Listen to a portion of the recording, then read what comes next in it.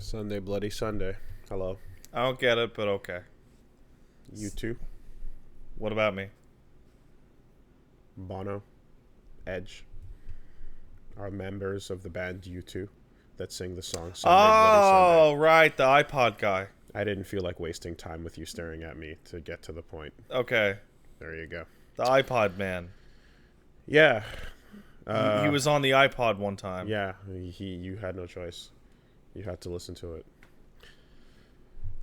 Well, let me ask you a question. Hold on. I need to start this out with an announcement.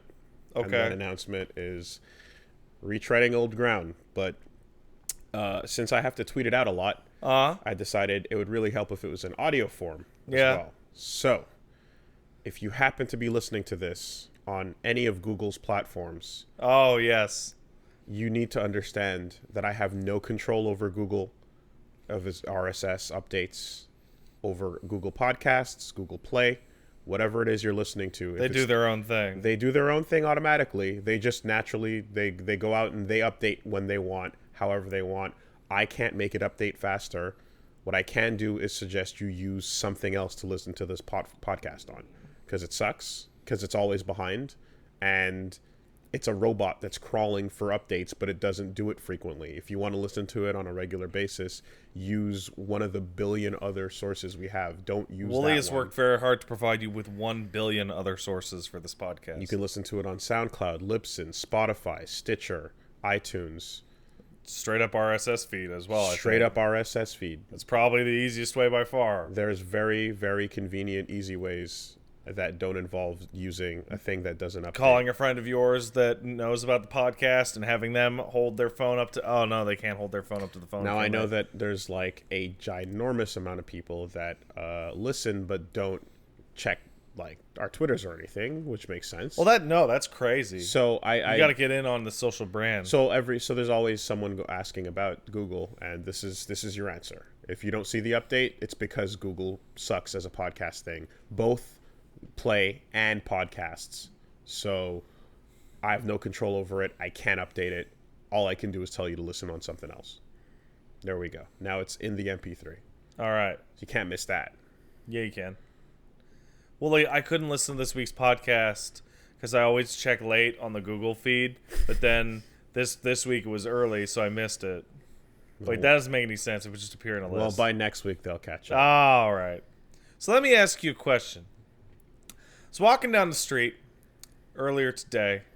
Me and Paige went out to breakfast, had some breakfast. And then we walked by, and she noticed that a person's door was slightly ajar. Someone's door on the street, you know? And was it a business or a house? It was a house. It was a home. Mm-hmm. And I did not notice. And she went, "Oh, no, someone's door is open." I went, "Oh, okay." And kept walking. And she was like, "No, wait." I'm like, "What?"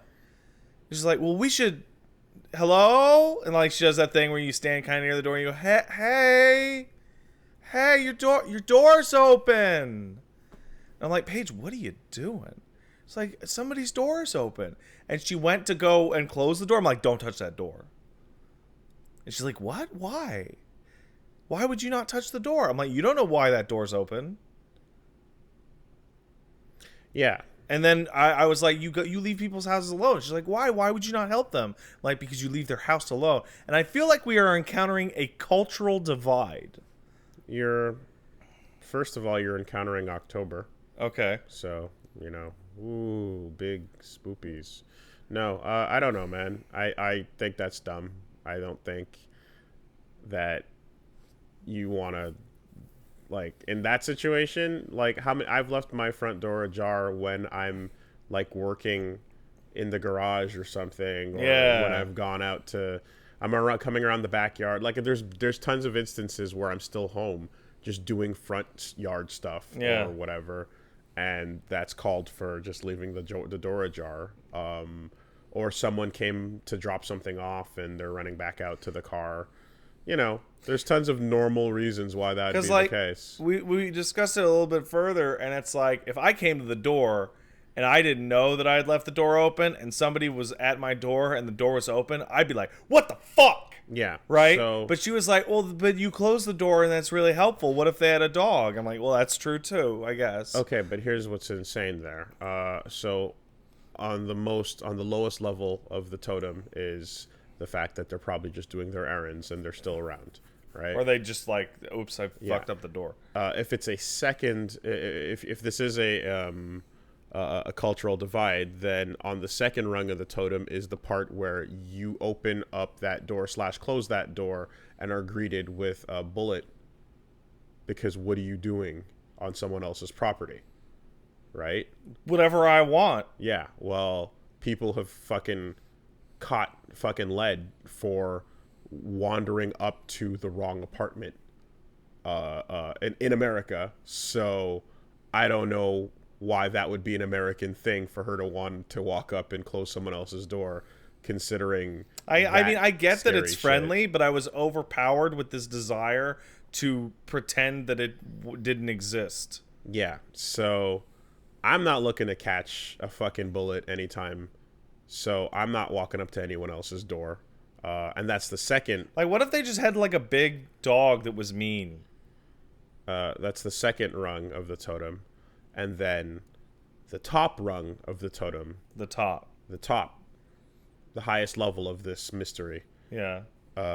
invokes the spirit of one Patrice O'Neill, Oh, yes. who said, "I can't throw a Coke can, lest I finish drinking a Coke and the can rolls and touches a dead white woman's body." Right.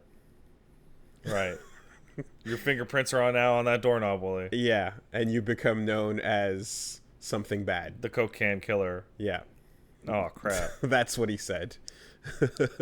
So you don't want to do that, and you certainly don't want to put your hands on that doorknob, and you certainly don't want to have anything else go down, because who knows if of course that's the most clear instance of someone possibly needing help. In that case, if someone is just straight up, you're looking at a possible breaking and entering situation. Listen. But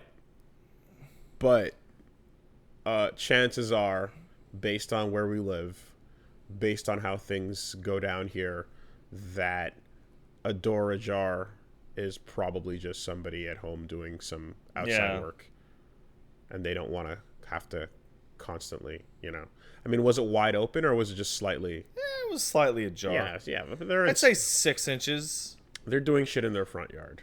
Now, if it was wide open, I would be like, hello, your door's open, and then immediately leave.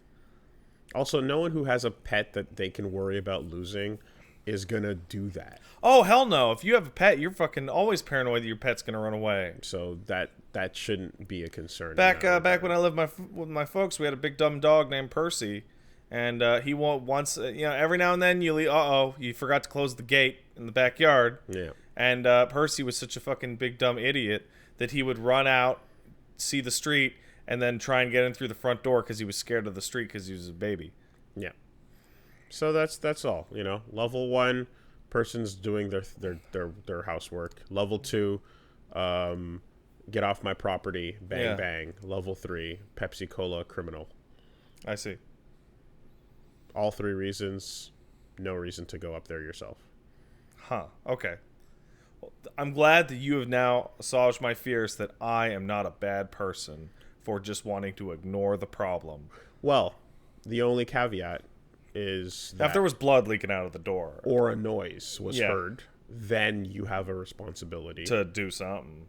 At that point, they could put your cape on. By cape, do you mean pull your phone out? Alternatively, your Joker makeup. Nowadays, yeah, I'm gonna go later. I'm gonna go catch that later. Everybody on Twitter has a Joker mask, and I don't know if it's ironic or not, and I don't know how much of a percentage of it is ironic or not. I saw a picture that said like Halloween 2019, and it was a crowd of people. Pennywises and Jokers and Harleys. I was kind of fucking horrified. It was really like... But it's all those things you like. Yeah. Aren't you glad that more people like them now? I thought that's what you wanted. You wanted things that you like to become popular so that people like them. I can't quite figure it out, but for some reason, clowns are really popular with the white kids outside of ICP reasons. Outside of? What, do black people not like clowns? Do they? Is that I don't know, but the way that you just we're like, well, why the white kids like the clowns? I'm like, They wait, do. well, yeah, but like, are there no Chinese kids going, man, I love clowns? I don't. Is this a cultural thing? Is this a race thing? Are clowns a I race don't thing? think. They might. I think they might be. I think we're skirting up. Hold on. All right, we can workshop. Wait, hold this. on. Okay, We can workshop this. have I ever seen? I didn't intend a bit here, but we can workshop Have I this. ever even heard of an Asian guy being a clown? All right, so here No. we go. This is the creation of a podcast bit. Okay. Here we go. All right. We've found a bizarre thread poking out of the rug of society. There might be some Let's funny pull on it. here. All right. Let's see if we can. All right. I hate clowns. I don't like them, but I also have no. I don't get. I understand that they're a tradition, but I don't hate them. I don't have a fear of them. I just think they're like lame. Clowns are louder, assholer mimes. Yeah. Which are already terrible. And mimes are lame too, because I think mimes would be cooler if they just did the things they did without the makeup on. Like, wait, what? The act of doing miming, where you're doing like Oh, really convincing, yeah. like I'm in a box stuff and everything, at best looks pretty cool, but there's no reason for the makeup, so you just look dumb. So I don't think. You think your classic striped French mime looks fucking dumb? Yeah, I agree. all in all, whiteface is terrible. It's not great. So, What about when the Wayans were miming? well, as white chicks, That movie's fucking crazy. that I didn't watch it, but I didn't watch it assume. either, but I've seen clips and I'm like, what the fuck were they thinking? No, dude, I think clowns might be racial. There might be a thing there. I don't know. I don't know anybody. I don't know any black people that like clowns, but I also Dude, you know what? don't know any black people. I also Hey, don't know. I also don't know anyone that likes clowns. really. Let's roll it back. I don't think I know what's I know one person who likes clowns. Yeah. I know did one. they go to clown school? Maybe they did. Maybe they did. Wait a second. I think the only people I've ever even heard remarking that clowns are nice are people involved in clown-based activities. Yeah. Like, I'm like, my cousin said he thought, clowns were cool, and my cousin Nick. Yeah. But my cousin Nick was in the Cirque du Soleil. Yeah, you see, it doesn't count. See, it doesn't count if you're in Cirque, and it also doesn't count if you just because you like Doink, Kefka, or Kefka's just the Joker. or Hisoku. Is that Hisoka. it? Hisoka. Yeah. Yeah. If you like those people, then whatever. You like the character. That's not what I'm talking about. I'm talking about as a concept. You know what? I'll give props to one form of clown. The rodeo clown. Mm-hmm. The rodeo clown is a safety measure and a brave human. It's a brave human in a stupid activity Well, yeah. that shouldn't exist. Rodeo shouldn't exist? Rodeo's dumb. Yeah, it's dumb, but a lot of stuff you enjoy is dumb. A regular ass rodeo doesn't hurt nobody, nothing. But you says the person that you tell that to the guy who has no nose because it bucks and slams his face into its back. Oh, well, okay, well, that guy got hurt, but he knew what he was signing up for. It was worth it to him. Shit's dumb. Rodeo's just skydiving with animals. Yeah, don't bother. Also, it's not cool when they. Wooly, you sound like me right now. I want you to just take a fucking step back and look at you sounding like Pat going, shit's dumb. You shouldn't enjoy it. Rodeo's terrible. What's the point of it? I don't know. I'm looking at a man with a lip piercing right now. Yeah, that looks cool. Some people think the rodeo looks cool. It's definitely not me. Nah. But it's those stupid fucks you see at the airport You know what ruined it for me? with the cowboy hats going, oh, I'm going down to Calgary. You know what ruined? I am going down to Calgary for Canada Cup. So that'll be fun. Why? Why are you going to Canada Cup? Play fighting games. What? To play fighting games. That's stupid. You know what ruined it for me? I didn't even know bulls in that fighting game. You know what ruined it for me? What's that? When they showed the videos of like the bull before the rodeo starts being fine, and then a dude takes a fucking cattle prod, like a heat thing, and shocks it, and then it goes, what the fuck, and it shocks it on the balls. Oh, that's not so good. then the gates open, and the only reason why the bull is thrashing is because you just tased his balls. I don't like that. And you're like, oh, that sucks. The only reason why it's bucking is because its balls were just electrocuted. See, I remember back when Johnny Knoxville did the rodeo and the Jackass, and they just had a bull. They didn't do nothing to the bull. The bull was just there. Yeah. And it just saw Johnny and it wanted to kill Johnny. And I was like, that's good fun. Yeah. So no, please, by all means, continue supporting and defending. Don't even. Animal. No, not funny. Not a joke. Animal CBT. Pat's into Animal CBT. Confirmed. You heard it here first.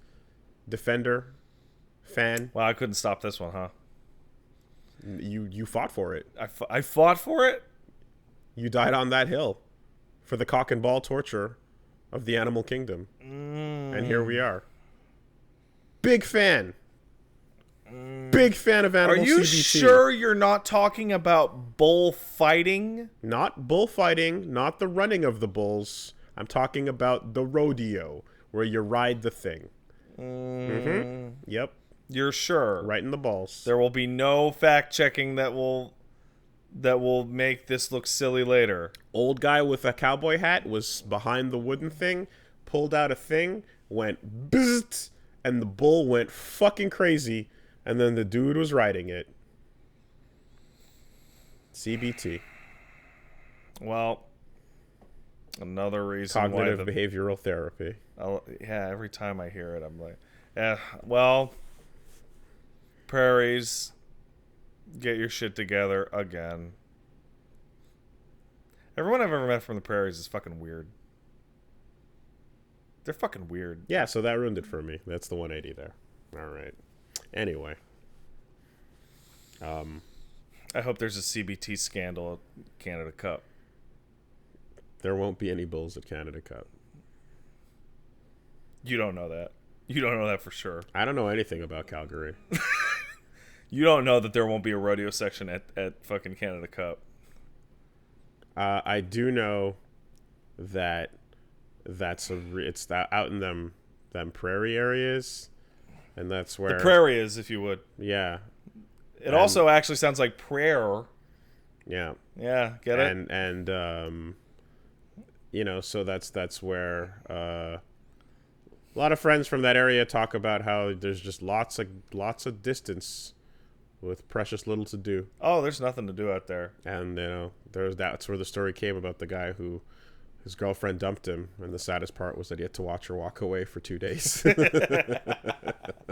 There's something really sweet to me about making fun of people from the prairies, because every single joke ends with "your land is flat." It's the fucking lamest shit in the world. Damn, chat.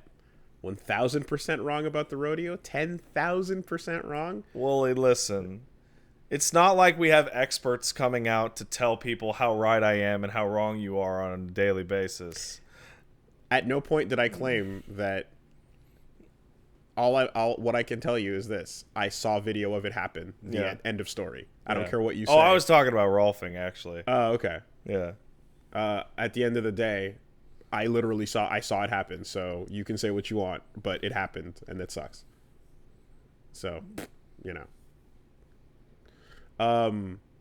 What do we know about Rolfing? I'm going to quote the massage therapists on our Reddit. Mm-hmm. It is it's a nonsense style of massage that appeals to people because they think that massage needs to be painful and dramatic to be effective. It is the chiropractic of massage. Is it? Yeah, apparently. We had a guy Apparently. come in. We had a guy on our subreddit come in and say, "Hey, I'm a massage therapist." What's the fact check on the fact check? Is it not just a form of like more aggressive massage, like a step up from deep tissue? That was my understanding. No, step up from deep tissue would be ART. What's ART? It's active release technique. It's a pin and stretch, where you say your shoulder's all fucked up. Mm-hmm. You put the shoulder in the default state, and then they fucking jam their thumb into your levator scapula or something like that. That sounds like it feels super good. It actually feels like shit. It feels like fucking shit, because if your shoulder's impinged, you're fucking they don't go. So they're gonna jam it make sure it don't go, and then they're gonna torque your arm and go and force it to go. Okay. And if you want to go even further than that, Yeah. you can get something. You want to see a really fucked up medical video? Go look for something called manipulation under anesthesia. And what it is for people who have really fucking... You ever get frozen shoulder?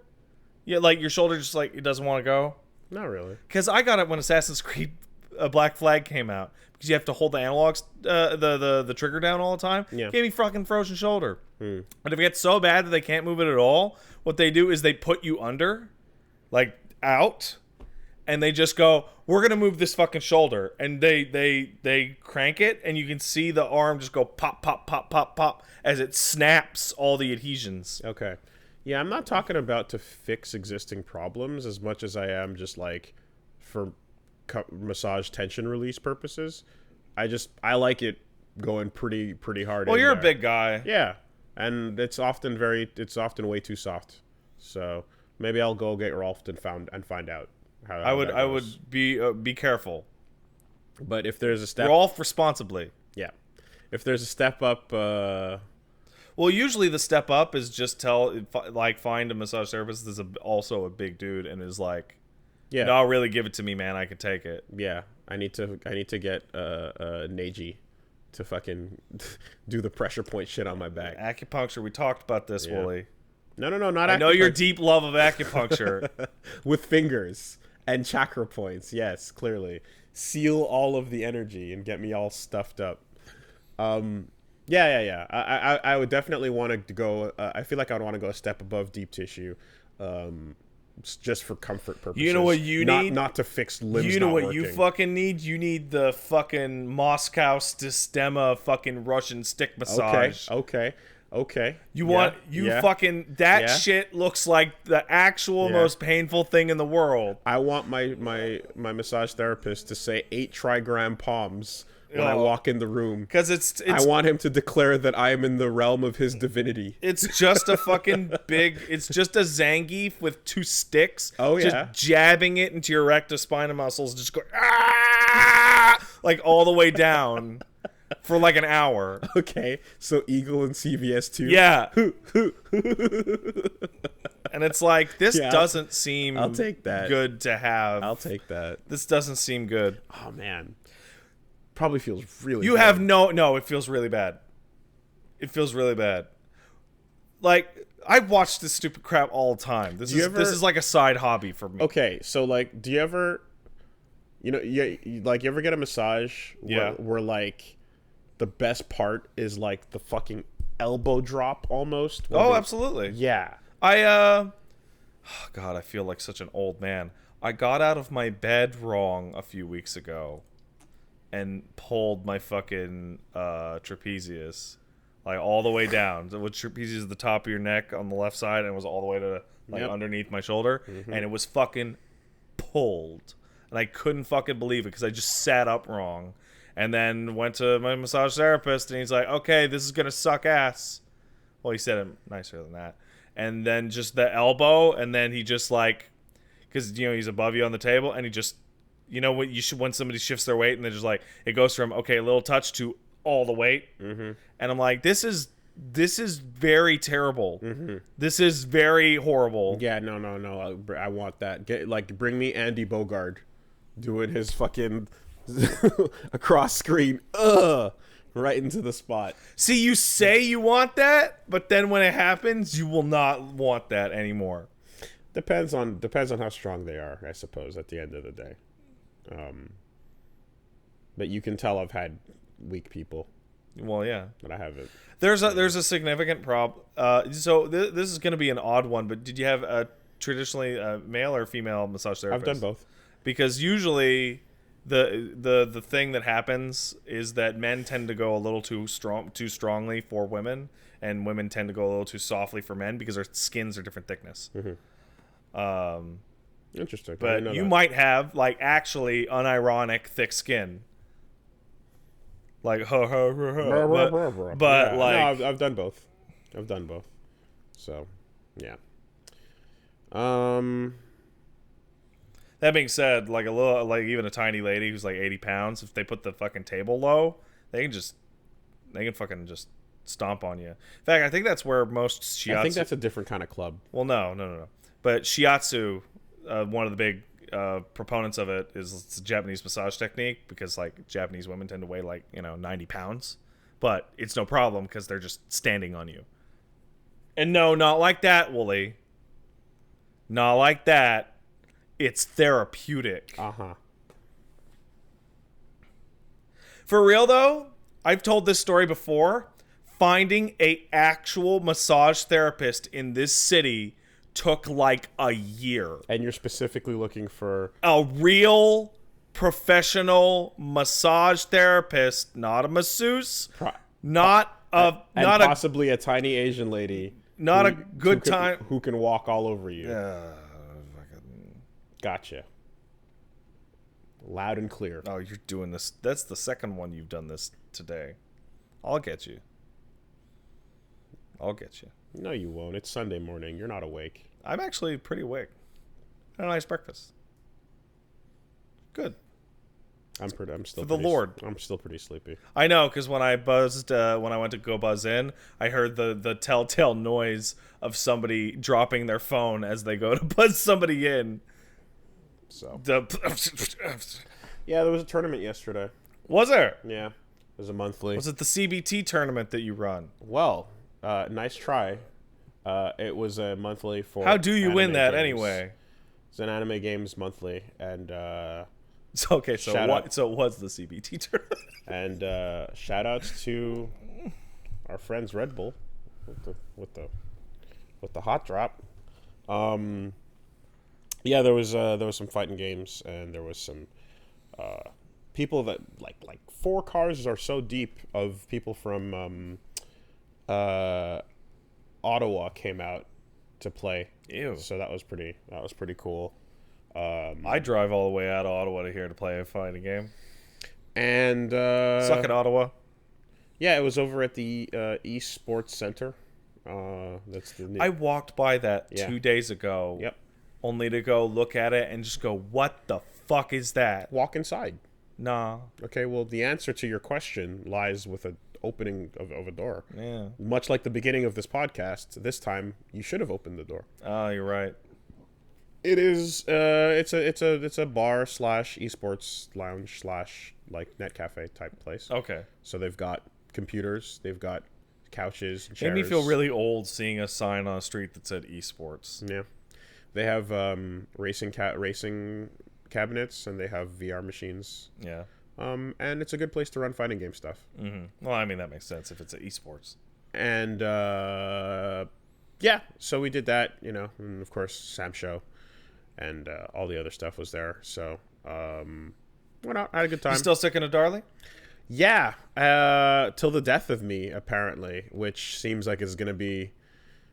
I'm like, okay. Later or sooner? Sooner. Oh. I'm in for a ride here where it's like, okay, like her flaws are going to make this really, really hard to like fight against characters that don't have her flaws. And I ran up into some matchups that I was like, I didn't realize how bad this was until today. So, Because you go, oh, I'm going to do this. And you're like, well, I guess I'm not going to do that. Yeah, so there's games where the character you fight basically sets the pace and you have to adjust. So in this case it was a Jubei that was basically like, oh, this character's a wall, and like you can come at him, but he has answers for whatever you do, and you have to take risks to get a hit in, and he doesn't have to take risks to punish you. So it's like, okay, I hope I can roll the dice enough times in my favor / download the player. Yeah. Because the character has all the answers. Yeah. The player is the one who's going to make the mistakes. That's effectively when a matchup feels a lot harder, is when their character has all the answers, but you have to beat the person's decisions as opposed to like just fighting the. What's your stance on starting to talk wall. mad shit in that moment to disorient your opponent? I'm too busy focused on all the data. Right. You're the quiet type. I also made a mistake not a mistake. It's necessary, but I spent a lot of time after getting back from the last event labbing and doing like just like learning frame data, learning some punishes, trying to get tighter on my, like press this after you see that and stuff like that. And all of that is really relevant, but of course, like it's not the same type of like experience as playing sets. Right. But playing sets when online is not good No. is a rough thing to do. So I'm going to be doing a tournament right after this podcast. There's an online one. Shout outs to Jeff the Hero and the Ronin Rumble crew. I'm going to be entering that to get as much practice It's a as Sam I can. Show tourney? Sam Show tourney. And, just playing it all the time, playing it nonstop. I'm going to be playing it at EC2 in 2 weeks. I'm going to be playing it at Canada Cup. I'm going everywhere. I'm doing everything I can to play this game while it's alive. Are you a pro Sam Show player now? No, but I think I'm okay. I like that answer. I feel like as I got older, grandiose claims notwithstanding, like I felt way more comfortable in just saying, I'm okay at something. Yeah. I didn't have to say, oh yeah, I'm really good at it, like I would probably have said when I was younger. Yeah. The guy I spar with wins consistently and regularly at these events. He's, and I'm like taking 2 out of 5 games. Is it possible that he could sign up under your name and just play for you? Yeah, actually, that happened at the last Canada Cup. So why not? It worked out pretty well last time, right? If you lose, just take your girlfriend's spot. Nothing wrong with that. Oh, wait. It was actually a disaster. Everything's wrong with that. And then... That's immoral. Don't do that. Make sure that you go up on stream twice. Oh, my God. That's the... And wink at the camera. Am I... Maybe it's my personality, but I'm way more offended by that than the actual act. Like the audacity. Like there's the difference between bitch. there's the difference between like I'm gonna commit racketeering or whatever the fuck, and then I'm gonna commit racketeering while snidely joking about it on social media in a way that I won't get. Oh, I got caught. It's the reason why the Reddit just for social media is so infuriating. Is because it's not just people doing shitty things; it's them filming it. Yeah. And putting it out there. And then they're caught. And I'm like, what are you fucking... you stupid? Yeah. Yeah, you're stupid. Yeah. I don't know what to tell you. Like It's like the earliest time I can remember it being really bad is like back at the store when I worked at the grocery store. Some people would steal things. In fact, many people would steal things. And there'd be 2 types. There'd be the one that, like, they walk in and you're like, they're going to fucking steal something, like, instantly. And sure enough, you look around and they'll turn a corner and, like, oh, there's a thing missing off the wrap. You didn't actually see it because they're trying. They're doing their best at stealing. And then you have Karen, who just picks up a fucking apple and just starts to eat it in front of everyone. You're like, stop that. Or Karen, who tries to walk out, and then when she gets caught, proceeds to yell and fight about it, as opposed to going, you got me. The people who go, you got me, it went better for them. Yeah, usually. Yeah, because they like it's the thing where like everyone can rest assured that you understood what you were doing. And you're like, I took a shot at it. I was trying to circumvent the rules of the game. I got caught. I don't think I'm better than you. Yeah. I thought I could get something. Yeah. But like the explosion afterwards displays like, oh, you have problems interfacing with life. Yeah. Because the problem is deeper than you wanting that object. It's more about you thinking you were entitled to it. You deserve things, and that's a bigger problem, so it's way more frustrating to encounter. Yeah, for sure. No, anytime someone does anything that is like, why the fuck would you do that? And they're like, no, I know what I'm doing. Like, I'm like, okay, as long as we admit it, as long as you're like, no, I know that this is weird or whatever, but I'm going for it. I had a buddy of mine tell me that their sibling, shoplifted for fun. Yeah. Even though they could afford it. Yeah. And I was like, Klepto. I liked this person kind of. Yeah. Like they were fine. Yeah. And now I hate them so much. Yeah. Because it's just such a fucking asshole thing to do. If I could have bought it, but I felt like stealing it because he. And like, oh my god, go fuck yourself. I mean, you could at least take the excuse of like I have a problem. You know? Like, again, I can't help it. I feel compelled. I just felt like it. Right? Just felt like I feel compelled. Yeah. Yeah. I'm very sick. I need to steal. You know what that reminds me of? You know who steals? And I know it's like an old-fashioned comedy bit. Old people. Mm-hmm. Old people steal like fucking crazy. It's a problem. If they were raised in such a way where they have their, like, get what you can. No, it's not even that. It's they're old and they know process. that the security man won't beat them down when they chase them. That's it. Because, like, sometimes, like, yeah, somebody steals something and, like, runs. Like, yeah, sometimes they get tackled a little bit. Right? Yeah. You're not going to do that to old man. Because they always do the same bullshit.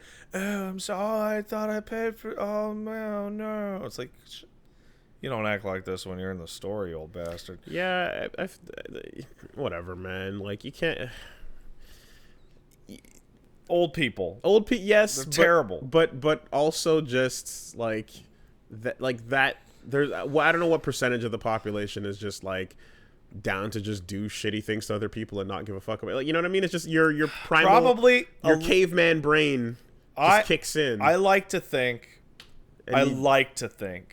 that there are actually way less people doing horrible crimes than we think. They just do a lot of them. Perhaps. Like, yeah. People who shoplift and don't get caught, they probably shoplift a lot of shit. But you know, like, sometime back in the day, your, like, your like, whatever, your ancient ancestor was, like, stealing things for survival. Listen, so there's somewhere in there that is just like, I want that thing because yay rewards. I'm not even gonna touch that. Okay. I think that, I will not defend the actions of any particular ancestor of mine, regardless of how old. It's caveman brain. That's all I'm trying to say. You know. Man, cavemen were fucking assholes. Oh, yeah, terrible. They ate the Neanderthals. Who was around to tell them not to? The Neanderthals. Well, they were around. Well, yeah. And they told them not to. Funny how that story ends. Hey, question. Context changer.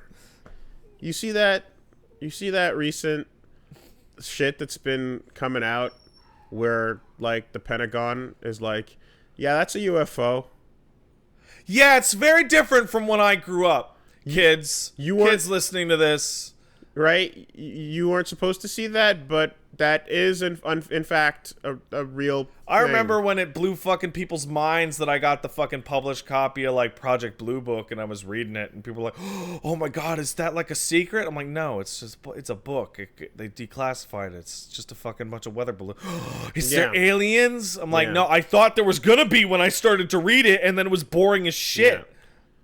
Yeah. No, and it's like, and it's not even in the context of like, oh, there's the green man. It's like, no, it's not about that. It's like, that is an aircraft and we don't understand it. Yeah, that's all. Yeah. You know. You see those? Yeah. Okay. You have any thoughts on that? I think Blink 182 was irresponsible at releasing their UFO footage. Was it Blink or? It was Blink 182. It was Blink. That might be the most bizarre headline I've ever seen in my life. Blink 182 releases UFO footage despite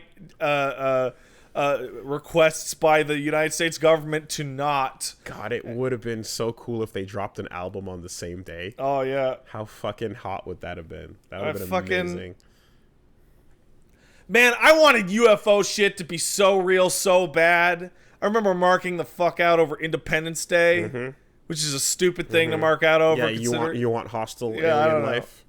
I just thought it'd be cool to meet a spaceman, because I think space is cool. Okay. But I'm not going to meet a spaceman, am I? No, but... Well, I mean, I could meet like, Neil. No, not Neil. Neil's fucking dead. But Buzz? No, Buzz is fucking dead. It's probably a couple of them. Which Buzz? Aldrin? Aldrin's around. He is? Yeah. I thought he was dead. He punched a dude. That was like fucking 11 years ago. That was a long time ago. That was a good punch, too. Have you noticed time is moving faster? Well, yeah. You Yeah. know what? You know why? Yeah, because it represents a smaller percentage of your total lifespan, and thus your perspective changes. Yeah. So 12 months used to be half of your life. Does that mean if I suffered from horrible amnesia, Now time it's- would move more slowly? No. Because you're staying with short-term memory, and your short-term memory treats time as the way it currently does. You're not reverting to your childhood. And if I ever got horrible retrograde amnesia, this podcast would be a riot. No, wait. Anterograde amnesia. Because then you could go back and listen to yourself. No, anterograde's memento, basically. Oh, okay. Retrograde is you lose everything past a certain point, which is rare, if not so rare as to be almost fictional.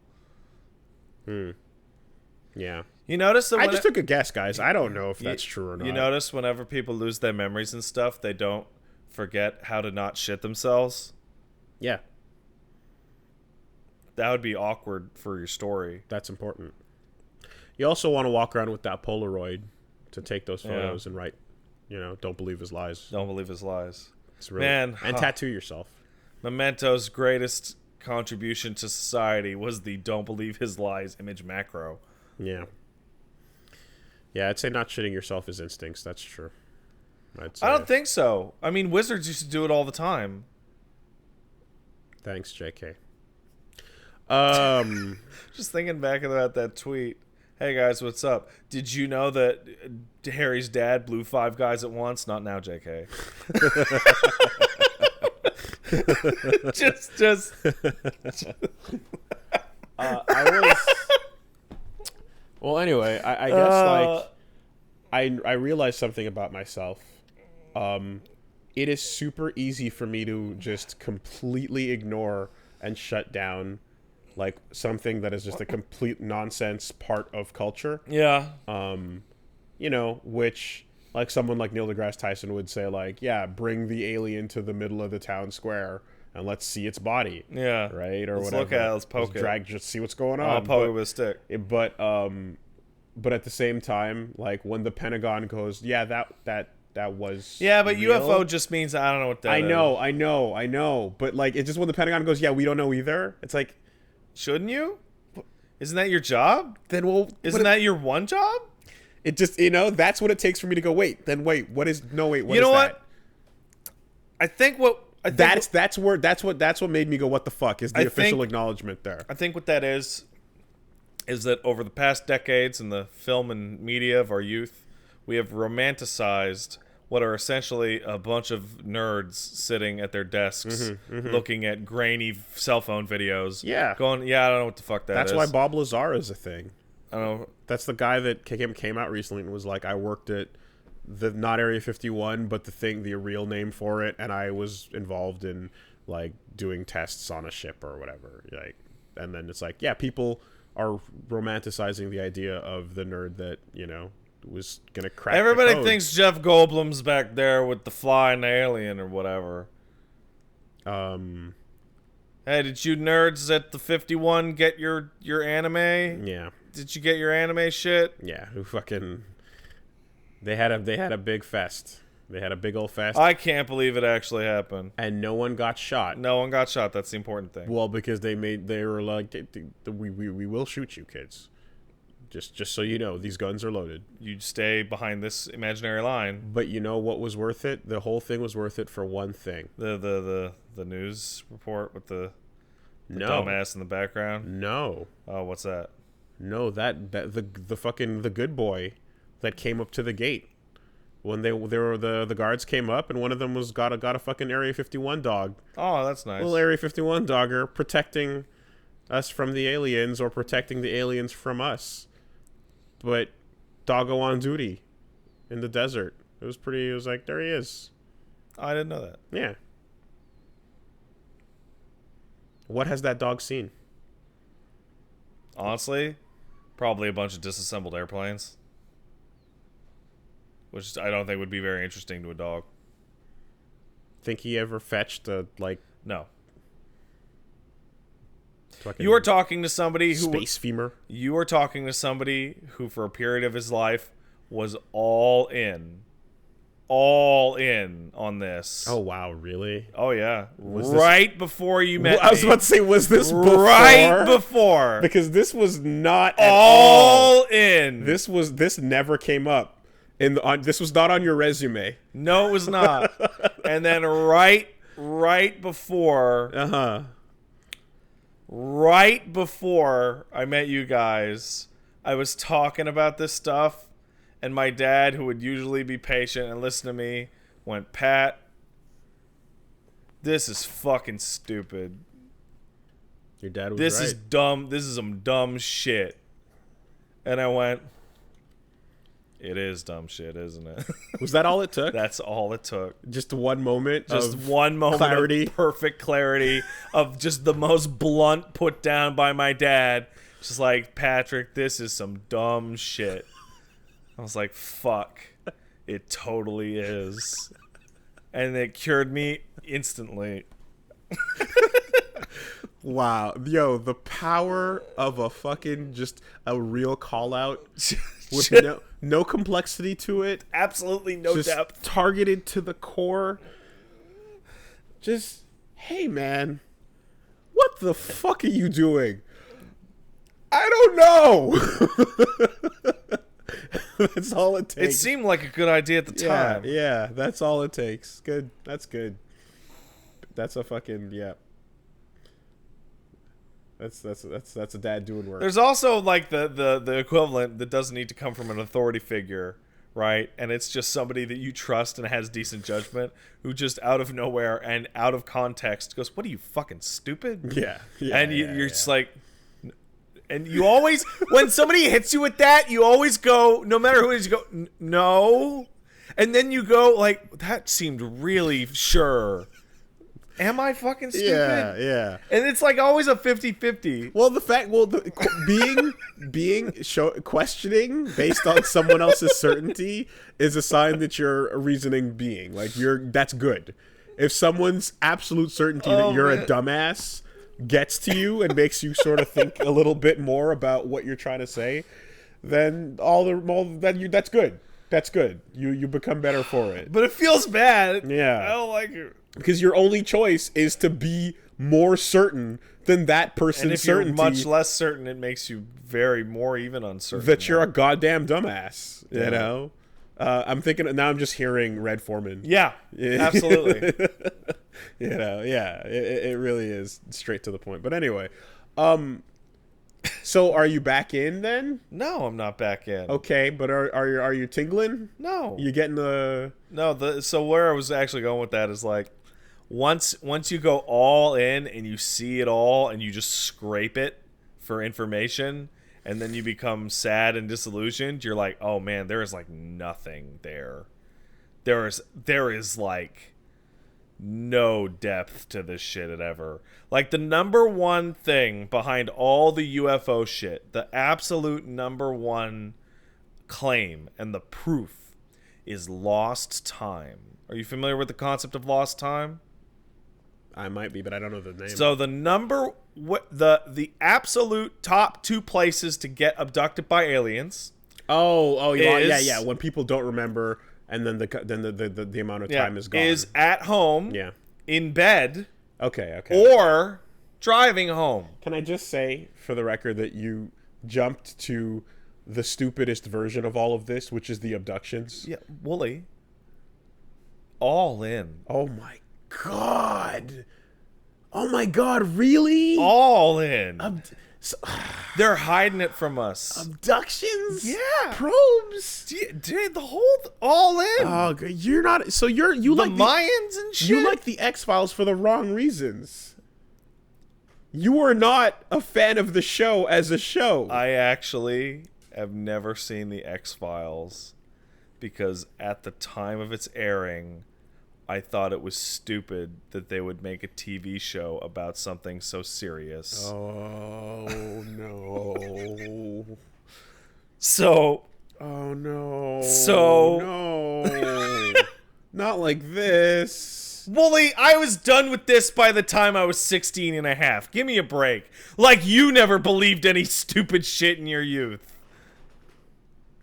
Fair enough, but I was inundated from day one and raised in the doctrine. That's fair. I had very little chance. In fact, I don't pat myself on the back too often. I try not to. Yeah. I try to stay humble. I Yeah. really, really Yes. do. That's right. Wooly, the peak But- of humility. But if I can for one moment, Yeah. considering the fucking walls around me, The that, deluge. do you understand how hard it is to scale that wall and make it out? It is really hard to break your I thinking. don't know. The walls around you looked pretty interesting and begged to be climbed in some circumstances. The mental prison you create for yourself that's based on the one that you've been taught is really hard to escape, which is why I'm the only person in my family that is out of it. Oh, yes. You have to understand, literally the only one. Yeah. Every single other member of my family But what about the one still in. What about the one you create for yourself because you're bored? Isn't that Because there's nothing else to do Isn't that outside. the hardest one to You, escape? you know what? You know what? Fuck me. I don't know. You're super right. I don't know. There's the prison of boredom, and then there's the prison of parental, Of prison. like literal indoctrination. Yeah. Right. Read the scrolls. These are the truth, the light, and the way. So lost time, right? You know what Uh-huh. lost time is? Yeah, it's when someone gets abducted, and then they're like, "I Oh don't my know what god, I happened for can't 3 remember what days." happened on my drive home. I must have been abducted. No, you just zoned out, you dumb bitch. Yeah. Your Yeah. body went on autopilot because driving becomes an autonomous activity, and you were thinking about butts or something. See, and this is the problem with All In, and this is the problem with Blink 182. Yeah. And the problem with the This is the problem. Blink 182. All right, let's do it. you know is the All In, right? When you see Too many of their when sounds you sounded see the same. the old photos of the fucking literal silver TV saucer, like photoshopped or not even photoshopped, double exposured Yeah, all sorts of stupid over the shit. sky and all that nonsense, and like there's all that noise, so that when something like this, which is like the Pentagon goes, yeah, we don't know what that is, like, okay, let's start there and go, yeah, what is that? What do we know Aliens. about that? And just leave it at an unassumed, unknowing, Yeah, singular the fun, event. The fun part is where you take uncertainty and turn it into total certainty. Because we also live in a world where you can, guess what, like, pop the right drug and, like, go visit the aliens. No problem. Or you might just be configured with Aliens around. all the time. Yeah. So you gotta disseminate between truth and that shit. And And then Jonathan Frakes isn't always going to be there to tell you that it was all made up. Remember who fucking hosted that before Jonathan Frakes? It was Dean Cain. oh wow, Superman? At the time, Superman. Which is weird. Due south. No, that's... I made this mistake before. This is completely wrong. I made this mistake before. Why do you think Dean Cain is not Brendan Fraser, Paul Gross? I don't know who Paul Gross is. This is the Mountie from Due South. What else is he? He's a filmmaker. Did he do anything else, or is he just a Due South guy? Acting, he's pretty much the Due South guy. Filmmaking, The he makes a lot of moment- Canadian films. The moment it came out, I remembered the last time it came up, and I remembered I got corrected that Dean Cain is not the Mountie from Due South. It's like, Because I looks completely different. because I remember the commercial when the show was starting. They had a little promo that was about like a minute or two long, and it was just a bunch of office girls like clucking at the window over this hot Mountie. Yeah. Right. And I just it might have been on a commercial break from Do you Lois think and Clark. Superman is a Mountie? No, I thought that Dean Cain took that on as his next acting job or whatever. Like I thought after Lois and Clark, his next role was Due South. I don't know why. I don't know why my brain made Due that. South leap. was off the air before Lois and Clark aired. Well, I don't know. I don't know why I keep thinking that that's the guy, but there's a reason somewhere in there that if you went back far enough, I might have been watching one while the other one aired, or something happened that mixed up the two in my brain, and I fucking thought it was Dean Cain. Okay, anyway. So, let's circle around. You ever notice? Let's go back to shit that makes sense. Yeah, like aliens. You never wonder why I love SCP so much? Because it tickles that part of me. No, because it's interesting fiction. No. It's because it tickles that part of you that's like, but what if it was real, though? Okay. But what if? So right now I'm asking you, but what if it's real, though? Oh, it'd be crazy. But it's not. What if we enter Wooly? a hashtag game changer? Wooly, if an alien were to beam down into this... Nope, it's not what I said. Okay, what do you Just this weird ship that we don't know what it is, is around. I need proof of it being extraterrestrial. Doesn't even need to be extraterrestrial. It could just be a weird old ship. Well, then I don't care. I need it to be from out there, man. What if it's lost tech? What if it's secret tech that some country has that we don't know about? I don't care. Well, they'd probably be ruling everything already if they could do that shit. So I don't know. Well, they are. Yeah, I guess secretly. Yeah. What if it's a hidden nation? A hidden nation of tech. I mean that I don't know. Just talking about Wakanda now. Yeah. What if it's Wakanda? I mean that'd be cool. That's kind of. But it doesn't tickle my balls way a fucking tiny spaceman does. But which do you think is more likely? If you see a ship you've never seen before, do you think it's an alien, space alien, or do you think it's Wakanda? Which is more likely? Likely it's like some fucking Russian prototype experimental ship. Stupid. That like, have you seen the 60s prototype shit that DARPA and the Russians got up to? Yeah. There's so much fucking stupid shit they built. But then why would this be a working version of that, right? And then not, I don't know. You know, alternatively, it could just be some guy in Idaho doing it for the lulz. This is a very long-winded, roundabout way of saying, what the fuck is that thing? What is it? I want to believe. What is it? Why is it there? And pilots are talking about it. And the Pentagon is like, yeah, we saw that shit. We don't know. And it's like, but you're supposed to know. What is it? What did it do? What is it? What's going on? That's all. Official statements. I want to meet a spaceman. Official statements are like another tier up from just Blink-182. When Blink-182 is yelling about it, that's fine. That's fine? Yeah, we've soundly ignored Blink-182 for many, many years. We can continue to do so. But what the fuck is that? True. That is right? True. But then the pilot with the thousands of years in the air, the Top Gun man. I'm sorry, what did you just say? Thousands of years in the air. Thousands. He spent. That's the real mystery right there. Millennia spent in flight. And he comes. That's the ending of fucking Contact. And he's like, "Yeah, man, saw it. Don't know what it was. That shit was crazy." And you're like, this world is still interesting. Oh, you know what? You know Bermuda Triangle, that old shit? Oh, God, yeah. Apparently, there may be actual veracity behind the fact that it kills ships more often. Dude. There's supposedly some kind of jet stream thing that can make storms appear more quickly than in other regions. I saw that. So I saw the story about that like maybe 4 years ago or something like that. And all I remember in my brain, this is where I go back to, because I'm in Grenada. I'm sitting in the living room and I'm watching a TV special about the Bermuda Triangle. And the picture on the TV. Is Grenada in the Bermuda Triangle? No. Okay. But the picture on TV, the footage they have, is a ship with a chain attached to it going out to another ship in the distance that's in the triangle, and the train is floating in midair. And I'm like, what are you doing to me right now? What is this? And it's basically a ghost ship chain hanging, and they're like, this is what happens when you enter. Here's the problem, right?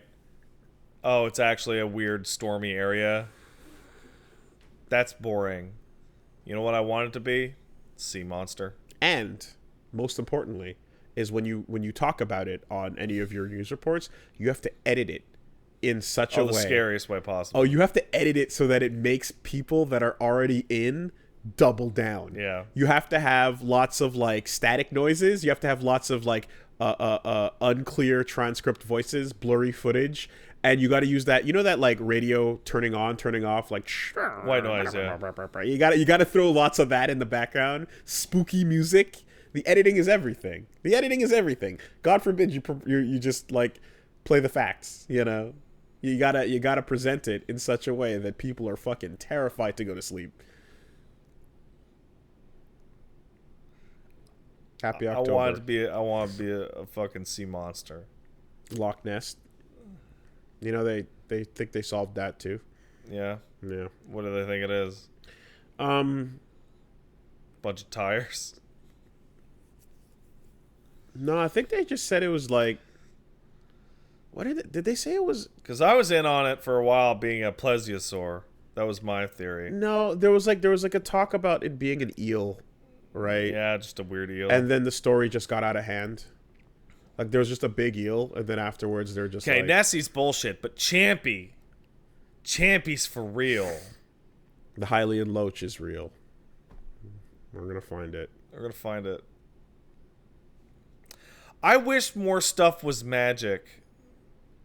I'm just gonna say it. I just wish more stuff was magic. I said the world is still interesting, but it's the same sentiment. It's the thought that maybe before we shuffle off this mortal coil, yeah, there might be something crazy that happens. Yeah. Between now and then. Well, I mean, to be fair, I can think of one right now that I thought was magic as a kid, and then I grew up. I'm like, okay, it's not magic, but it's still pretty crazy, which is bioluminescence. Mm-hmm. That's crazy. Yeah, that's magic. That is right. That is magic. And like cornstarch and water. You ever do that? Yeah. It's like a liquid, but then you hit it and it's hard. Non-Newtonian fluids. And it's like, what? Yeah. Ferromagnetic fluids. Mm-hmm, mm-hmm. That shit's cool. Yep. The science mom showed me about all that good shit when she wasn't being God mom. That's a weird. Yeah, that's very confusing. Believe me, I know how weird that is. Yeah. Science is a proof of God. You know. I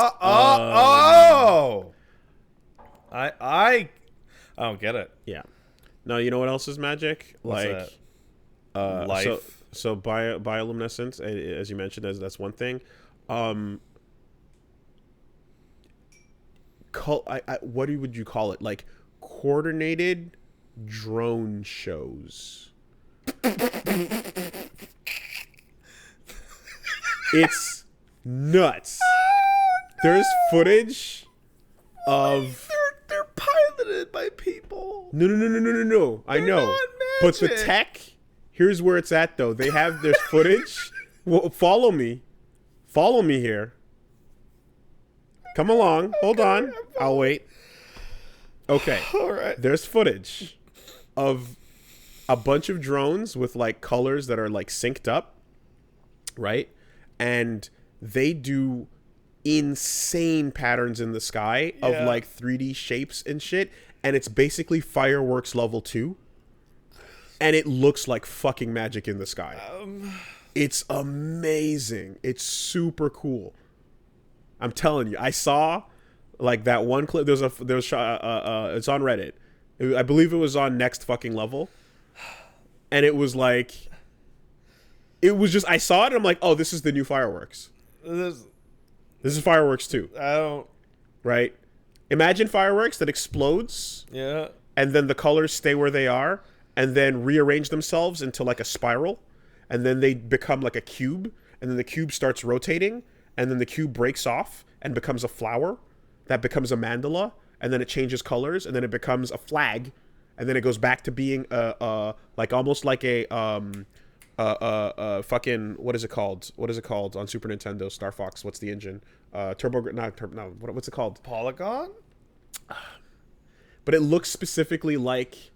Stunt Race FX and Star Fox. My brain sucks. The FX. It looks specifically like the way the 3D is displayed in that right? In that kind of like Vector.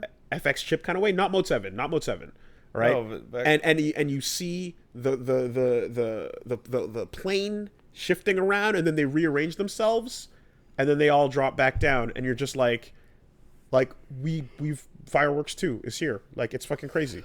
Nobody has to have their face blown off At all, right? I told you I wanted to be a pyrotechnician when I was younger. That's not quite exactly what you told me.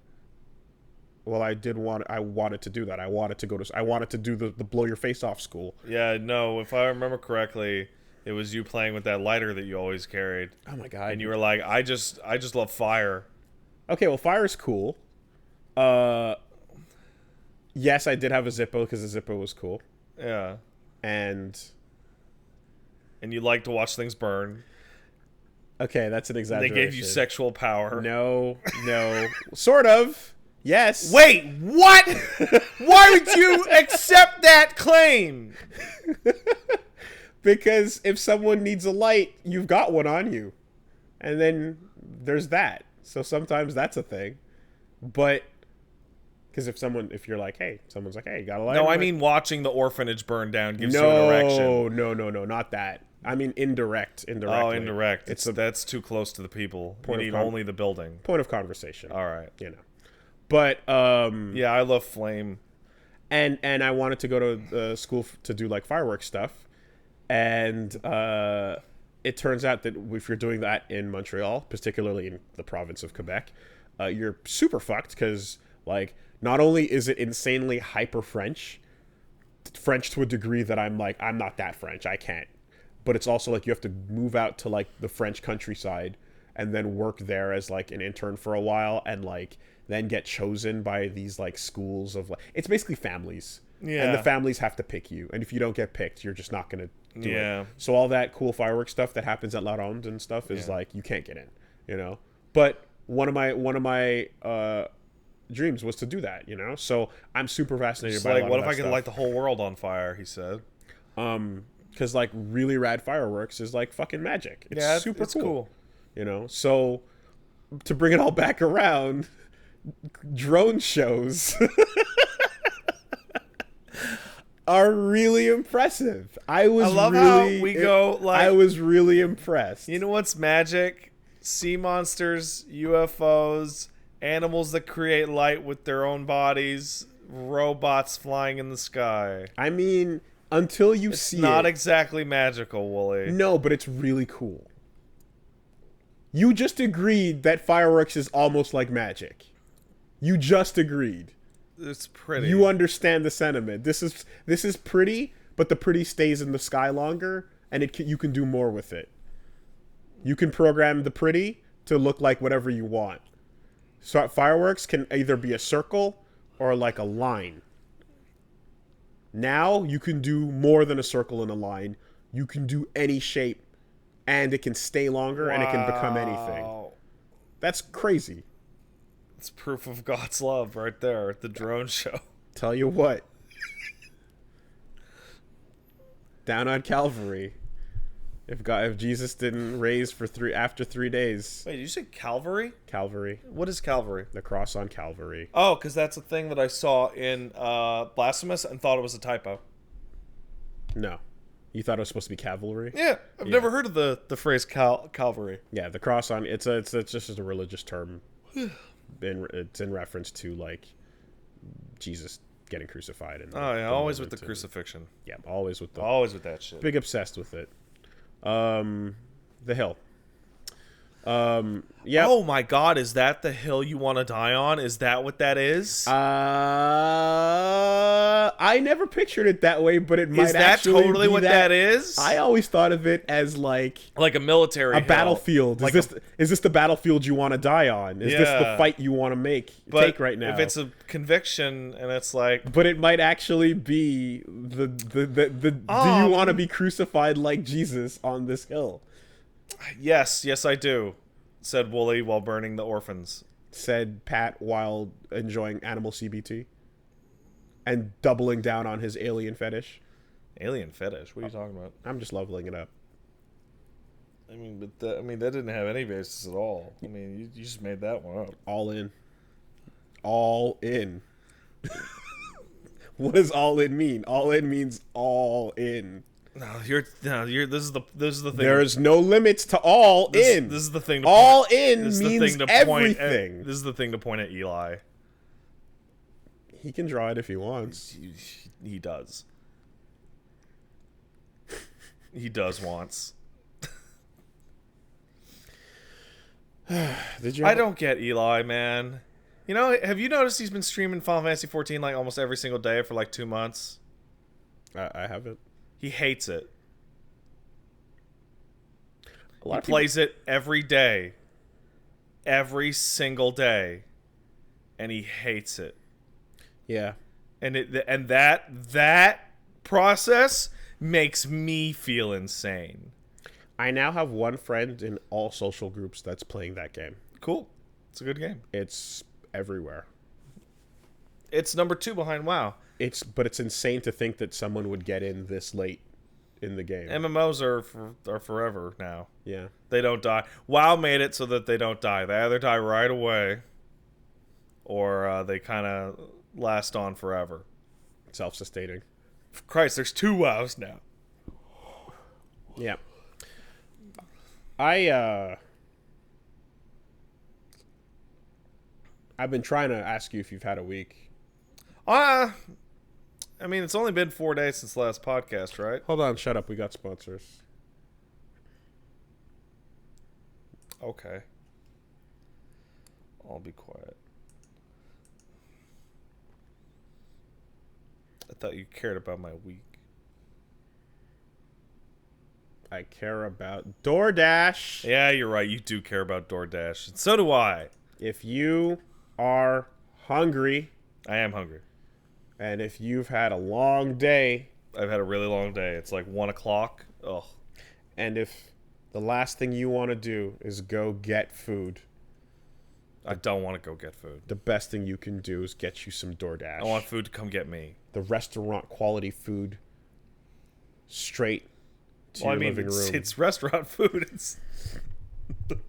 Notice? It's food from restaurants. Yeah. What a weird way to say that. Yeah. But it's like you don't have to go to the restaurant for it. Yeah, no. The restaurant comes to you. Yeah. I noticed a trend with a lot of what we talk about. Yeah. Is often straight to your door. Straight to your door. Straight to your door is the future. Getting things in the mail, or the equivalent of faster mail, which is delivery, is better than going to get it. The Postal Service is kind of a miracle when you think about it. I often do, and it kind of freaks me out. It doesn't make sense. It's so crazy how it works and how it works. How does it not take a year to get a letter? Like, how does it not take 12 months when someone writes you a letter that says, hello? Because the system is way bigger than you think it is. And there's people in there sacrificing their sanity to get it to you. And occasionally yours. Yes. But now, in the world of technology, you can just click an app. We should mention the DoorDash does not use the Postal Service. No. That would be too slow. Yes. But better than that is the internet and is modern technology that says, I'm over here. Your apps on your phone. And yeah, no, your just websites. Your phrasing's getting really weird. Well, I'm just trying to say that you say, I'm over here, world, and I'm hungry. And then you yell at the mountain, can you bring me some of that? And then instead of having to make a smoke signal to be like, yeah, you got it. It's going to be this much. They just send it straight to you. In a car, usually. In a car. Possibly bicycle. Right? So you don't have to worry about any of that nonsense that goes along with having to go outside and fetch your food. And guess what? Your favorite restaurant's probably already on DoorDash. Over 340,000 restaurants in 3,300 cities. Yeah, they're probably on there. Yeah, okay. That seems definitive. How many choices you need? How many choices you need? 2. Goddamn too many. I need 2. You got all your favorites. You got everything. All your local go-tos and your big national restaurants. And I always mention the Cheesecake Factory because we don't have it. And so we're just super envious and jealous. And every time I see that name, and everyone's like, Cheesecake Factory sucks. You don't know what you're talking about. I'm like, you don't know what you're talking about. Shut your mouth. I ate myself to death when I went there. And now you get it to your door. That seems dangerous. Very. Don't worry about dinner. Let dinner come to you with DoorDash. So right now, our listeners can get $5 off their first order of $15 or more when you download the DoorDash app and enter the promo code CASTLE. That's $5 off your first order when you download the DoorDash app from the App Store and enter promo code CASTLE. So yeah, don't forget, promo code CASTLE for $5 off your first order from DoorDash. Thanks, DoorDash. Thank you, DoorDash. Okay, but no, for real though. Hold on a minute. Fuck your week. Like, seriously, the Postal Service is fucking... Like, that shit's crazy. It's fucking banana. It's crazy. It's absolutely the craziest thing that's ever Fuck happened. fireworks. Fuck drone shows, aliens, and The aliens? You know what they do? They come down here, they look at our Postal Service, and they're like, wow. What did you say? Stupid glowworms? Yeah, shut up. I was talking about fish.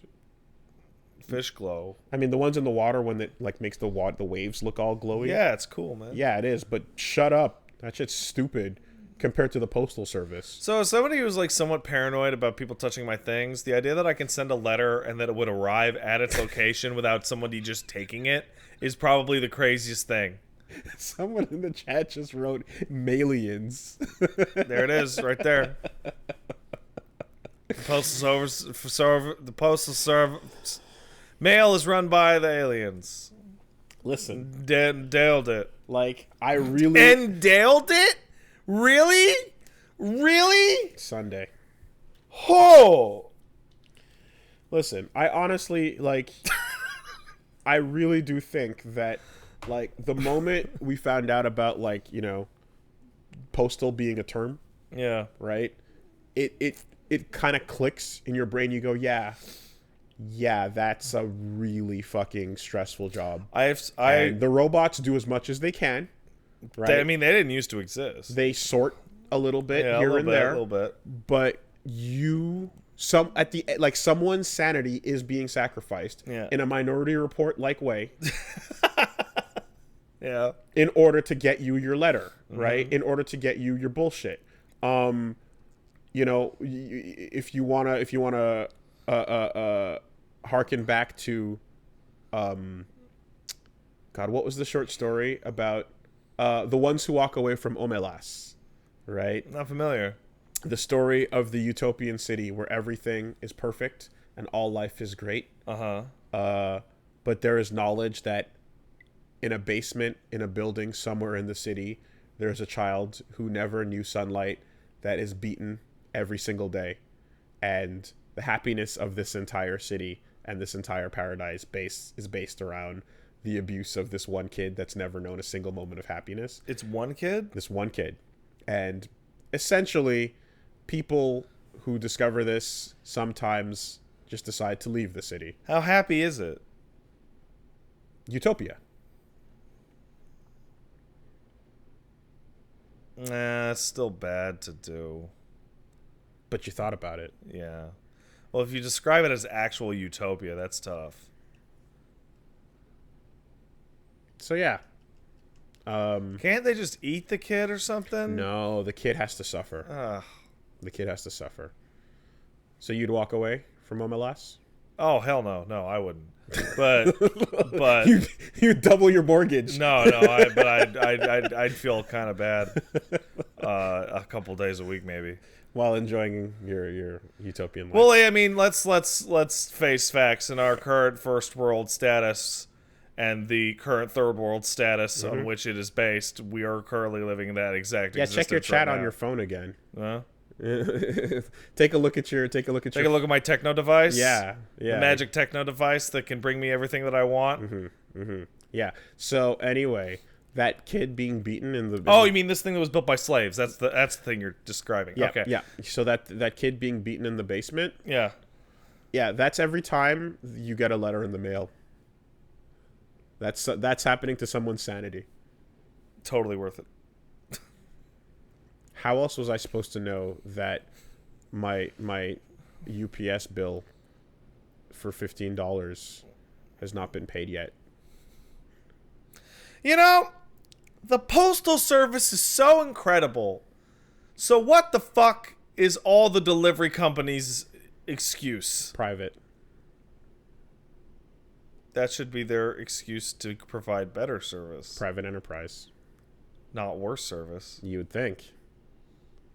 Because I do everything I can to not use them, which Take can't that. possibly be good for business. Take that, free market capitalist, says Pat. I should mention, however, that the Postal Service is in fact a private company now. It has been for about 12, 13 years. Canadian or USPS? Canadian. Okay. But it is still run the same way. It's just run private. Yeah. I mean, look, man.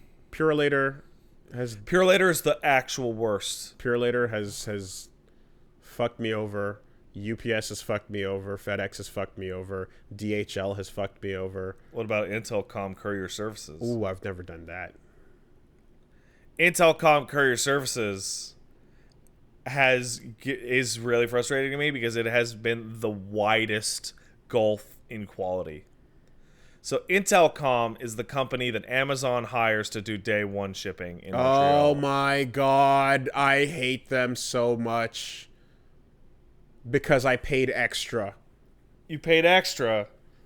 Oh fuck those people. Okay. I had a guy Yep. show up to my house Yep. and try and hide my package in my recycling bin Yep.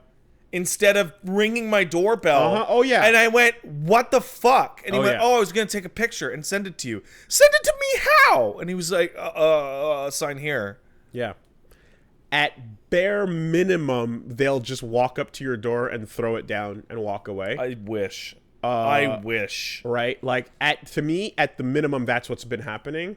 And, like, the usual is, like, we won't buzz, or we will, but we won't come up, or we'll pretend that we couldn't get in and just not want to, do the Intelcom thing. is the one that I've run into the most, in which, like, I fucking see you. Yeah. Like, I see you. Yeah. And they go, hey! And they go, It's infuriating. I guess I have to deliver this package by walking 10 feet. But it's also like they're just like, look, we have to do all these daily whatever next door things, and we have to get them there by 9 p.m. Yeah, maybe it'd be a lot easier if you were delivering these in a truck instead of your fucking car.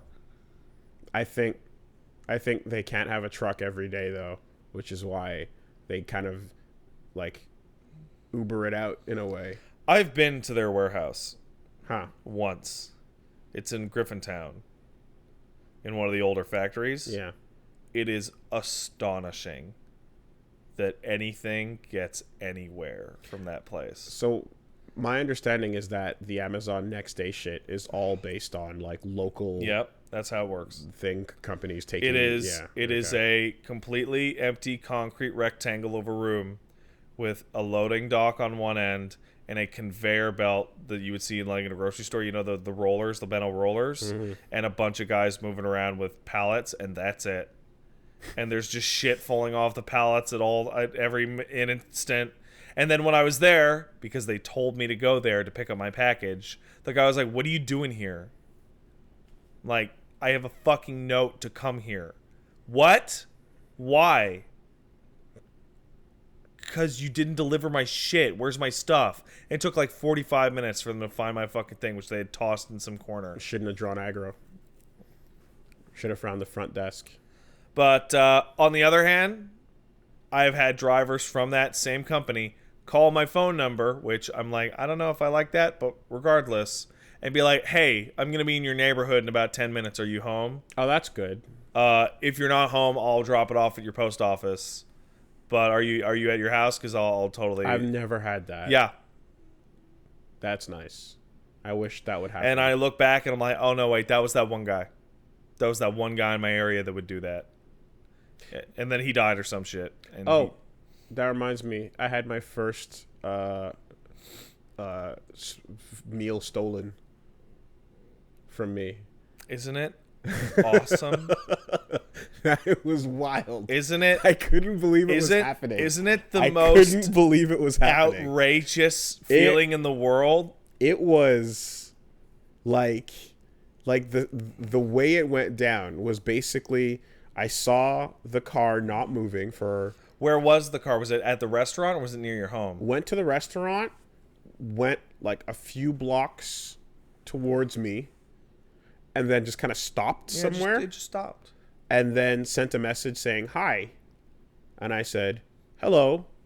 Usually when people send me a message, it's because they don't know how to use whatever to get how to get in. So I sent a message saying, "Hello, this is how you get in," and the person just replied with a thumbs up, and then like a minute later, just went like, "All access to your street is blocked, and I think you know this. I'm canceling the order," and just never even attempted, and then just shut it down.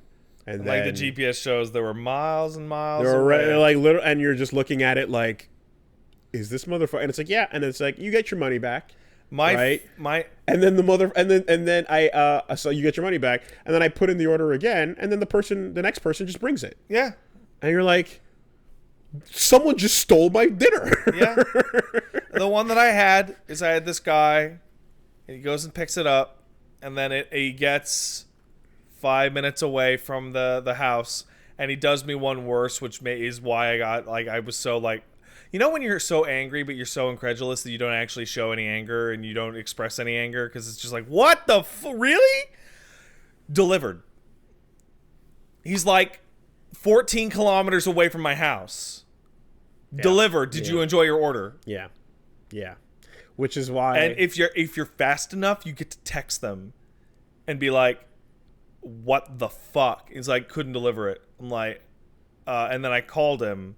I don't know if I told the story before, but he's like, yeah, the restaurant's so packed. It was closed for 10 minutes because there was a fight and the police were in there and they shut the whole restaurant down for 10 minutes. And your method of dealing with this was to say that it successfully completed the job. Yeah, I'm like, and then I'm like, hold on, click. Call the restaurant. Hey, were you guys just closed for 10 minutes due to a police altercation? What? No. Did you pick up an order for Patrick? Yeah, the guy just picked it up and left. Why? Perfect. Thank you. Call him back. Hey. Yeah. So I just spoke to the restaurant. You picked up my fucking food. Yeah. Bring my fucking food. Yeah. Click blocked number. Yeah. And then I wrote a big angry email and got a refund. But I'm like, and then the same thing happened the next week. From the same restaurant with the same guy. And it happened, and I called him up and said, why do you keep stealing my food? Click, blocked. Like, is it, well, first of all, because that's the fear, right? Because I'm like, one, is it really worth it to get this fucking meal in this way when clearly it's going to come back to haunt you? And then it never does because he's delivering it a second time. That's the problem. So when I afterwards, he never delivered to me again after that. I mean, so when I saw the thing come back and it's like, hey, don't worry, order was canceled, you're not charged at all. And I was like, no, I don't care about that. That's right? The problem. They always refund you. Yeah, always. No matter what happens, you're getting all your money back. It's like that's not. I don't care about that. I'm hungry. Yeah. I'd rather have paid double and just have my food. So so then I go to that. At that point, you go to the order, and at least for me, I'm just like, okay, go to the help option and just be like, yeah, this fucker stole the food. Right? You should look into that. Yeah, shit. The options are always. What was wrong? Was something missing? Was something missing? Yes, my entire order was missing because they stole it. Oh, the wrong thing happened. Whatever. I had a problem with whatever it is, right? And I'm just like, no. Listen. And then it sends the support message going like, don't worry, all your money's been refunded. I'm like, it's not about that. I want the person. You have a piece of shit working for you right now. I want someone to slash their tires. That's what I want. You need someone that you need to fix the problem right now. It's not about that. It's not about the money. It's not that. It is. You need to fire this fucker. Fuck him. Right? He's stealing people's money, or not probably. He's stealing people's food. Fuck you. Right? So, and I know we're getting really emotional. I'm much more emotional with this because it's about food and because the situation it occurs in is you are always hungry and upset that it happened. You're so mad. Like, you're so my mad. Amazon shit gets lost all the time. Who cares? Yeah. You contact them. You might be having a good or bad day when your package doesn't arrive. Yeah, it's fine. When your food doesn't arrive, you're having a bad day. It's the worst. It is, yeah, I will fight a motherfucker. I'm so mad. I'm so vexed. Like, straight up I was looking at the part on the map, wondering if I could make it. Like, could I make it out there? To the guy's car? To the area where, because the food is there, right? And the car wasn't moving from that spot. Could I go fucking catch, like, you know, you're Yeah, hungry. You start to think this fucking crazy shit, and you're like, what if I turned the corner and I saw him in his car and he was eating my food? That's what I'm saying. And then I could take a photo of him. I can either go and be like, give me the fucking food, or you can go and catch him eating the fucking food. I'll be honest. Both of which are satisfactory to my rage needs at the Now moment. that I think about it and I think about the anger, I just want him to admit that he stole my food. I just want to hear, listen, I didn't feel like driving out to your house, so I took your food. That would make me feel a lot better than delivery completed. Are you happy with your order? Yeah, no, I'm thinking more along the lines of jumping up on the fucking bumper. Yeah. and getting Being like, that is my food. That is mine. You did not hunt that meat, and you did not forage those berries. This is my food. This is the modern... How dare you, caveman, steal my food that belongs to me? This is the modern equivalent, or the new world equivalent of something that I used to see all the time working at the store, and I'm sure you saw it working in testing and whatnot, which was there is no workplace argument more intense than who took my fucking lunch. What fucking bastard opens up the work fridge, sees Wooly on the fucking thing, and goes, yeah, fuck it, it's mine now. Like, that's fist fight. Right? That's a fist fight worthy offense right there. That's HR going, look, you can't, I get it. I get it. But you can't. You can't. That's the response there. Shout outs to the dude I worked with that spiced the fuck out of his pizza when he put it back in the fridge because he doesn't mind it, and came back to find a bite of a slice in his box taken, and then the rest just put back. So the thief, instead of stealing a slice, took a bite, obviously got something they didn't want, and put the slice back. Egregious.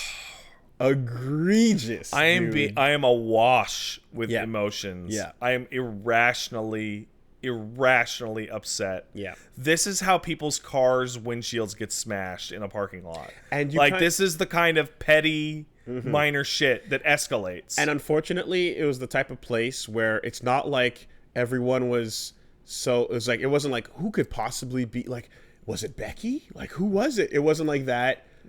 It was the kind of place where it's like, okay, we've got like 4 potential scumbags here. Yeah. And we don't know which one of these fuckers did it, but it's got to be one of these 4. Camera in the fridge. You know? It's the only way. Like there was a lineup of potentials as opposed to the I think that there should be in every office break room a camera pointed at that fridge all day every day. And that if you get caught stealing somebody's food, the person whose food that is allowed to piss on you in front of the office. Okay, well, that's not in full view of everyone. That's not equivalent exchange. It is. That is equivalent. No, that don't want to get pissed on. Don't steal food. That's not Full Metal Alchemist right there. It is. October 3rd just happened. Piss on them. That's not.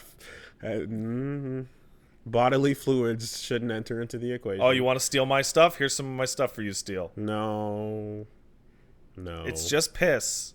A little bit of piss never hurt nobody. No, I'd say... I regret saying that. Can we get rid of that? I didn't even... Okay. You hung yourself out on that one. I sure did. I say you take their lunch, and whether or not you want it, you throw it out. If it's good, you can eat it, but they starve. You don't get lunch today. I think that if you steal someone's lunch, you should never be allowed to eat again for 1 week. So you should murder. Like, we should kill them. You know, what you're suggesting is capital punishment for theft of food. Well, then I rolled it back. Then I rolled it back a little. Little too late. Oh no, it's fine. Little too late. After 1 week, you go, it's okay. You got the full thought and then sentence out of your mouth. No. And then you added a little bit. Like a little bit. You put a little asterisk at the end and said for 1 week. Yeah. No, you don't get nothing, right? And here's what you do as well, right? not only does that person get no lunch that day, Yeah. but then later on, you have a budget in the office for special treats when people steal food. Yeah. And everyone in the office gets a slice of cake, Yeah. and you go fuck yourself. Yeah. Everyone in the office gets a donut, and you can go fuck yourself. And you have to watch everyone eat the donut. Absolutely. You sit, your desk, your chair is now in the middle of the office, and we all eat it, and you get nothing. What is this human reaction to minor slights are like some are demand? I killed that meat. I foraged those berries. But how dare you take my meat? You did not do those things. How dare you did not do those things? But it's the caveman fucking, shit. It's in there. It's like when people are in driving, there. all of a sudden they turn into psychopaths. I stalked that fucking animal and jumped it, and now I'm gonna feed my clan. And you have the audacity to come and take. You might as well. You're taking the food out of my children's mouths. I'll kill you. Yeah. I'll fucking kill you. This is what the brain. It's like it reminds me of it goes like right there. driving somewhere with my sister. Well, she was driving, and my sister is a tiny little nice lady, good temper, not mean or anything. Just totally chill. And then she gets behind the wheel of a car. And somebody cuts her off. And I'm like, sis, where are you going? This isn't even the way they're going. I'm going to cut him off. How dare he cut me off? That motherfucker. How dare he? That's awful. You don't do that to people. I'm going to follow him and cut him off. I'm like, what the fuck are you doing? Road rage is a different beast entirely. It's a whole different because we don't have no state. We have there's no caveman attachment to that. Yeah. There's no through line on road rage because road rage, as somebody who doesn't drive, road rage is like incomprehensible to me because it goes to like that guy kind of got too close to my car. I guess he has to die. No, he didn't get to. No, that guy didn't get close to my car. There is no my car. It's me. Oh, it's me. It's me as an individual. He hit me. He didn't hit my car. He hit me. He's cutting me off. It is me. The car is an extension of you. It's me. So people slighting you and fucking you over is like a 100% attached to what you perceive as yourself. It's just crazy because like and it requires society as a whole requires an understanding of threading the social needle to make sure that you don't step on anyone's toes while you go about your day. Yeah. And driving requires an interfacing of all of these different degrees of like, hey, you do you and I'll do me. And let live. Driving, you can live your life and never have to fucking, encounter that unless you line up at a store or you have to deal with other people in certain ways. But driving, it's like you're putting lives on the line based on your courtesy with other people. You know what? I do understand road rage. Just a little. Even though I don't drive. So I'm going to go cross the street. And then somebody's like, driving, going to be across, right? And I look at them, and I do, you do the little wave. You dip your head just a little bit, and you wave, hey. They acknowledge. And then they slow down, and they just stare at you. And they don't do the little wave back. Fuck you. I did the little wave so that you knew I was going to cross the street. You're supposed to go, oh, yeah, that's fine. Okay, but you know that day X years ago when you were born? Yeah? Yeah, your existence slows my day down. The fact that you are now here in this world, crossing the street in front of me, means I can't go. And I want to go. All right, then, just go. Just go. Let's just see what happens. I'm trying to go, and you're stopping me from going. Gonna be a real fucking ornery speed bump here in a second. You better run me over real good. Yeah. Like the hostility towards other like drivers is like it's almost as if like it's like, okay, if you're in a different mode of transportation, like bikers to cars to pedestrians, to bicyclists. You mean scumbags? There we go. Right? And now we've got like little scooter riders as a new form. I mentioned we were in Austin and there was all these fucking dead scooters everywhere. Yeah. And then we heard they were coming to Montreal. Yeah. and you were worried that Yeah. they'd be everywhere. Yeah. And Paige told me, "Oh yeah, they're going to be everywhere." I'm like, "I don't think they will be." Yeah. And sure enough, they're not. People put them away. Not in my experience. Oh, really? Because whenever I go to the areas that have them, they're not lying on the street. They're put away. The areas that I've been in have had them annoyingly in the way.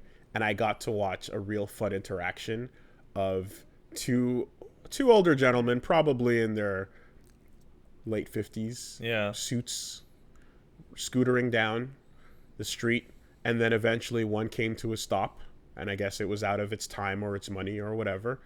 And it's the like whatever the fucking bird scooter or whatever, and you see them. He gets off, and they're there, and I got to see the moment of, okay, well, I feel bad about the fact that I'm just gonna leave this here, so I'm gonna pretend to investigate it in some way before eventually kind of shrugging in a very public manner, like, oh, I guess it just doesn't work anymore. and then we walk away, right?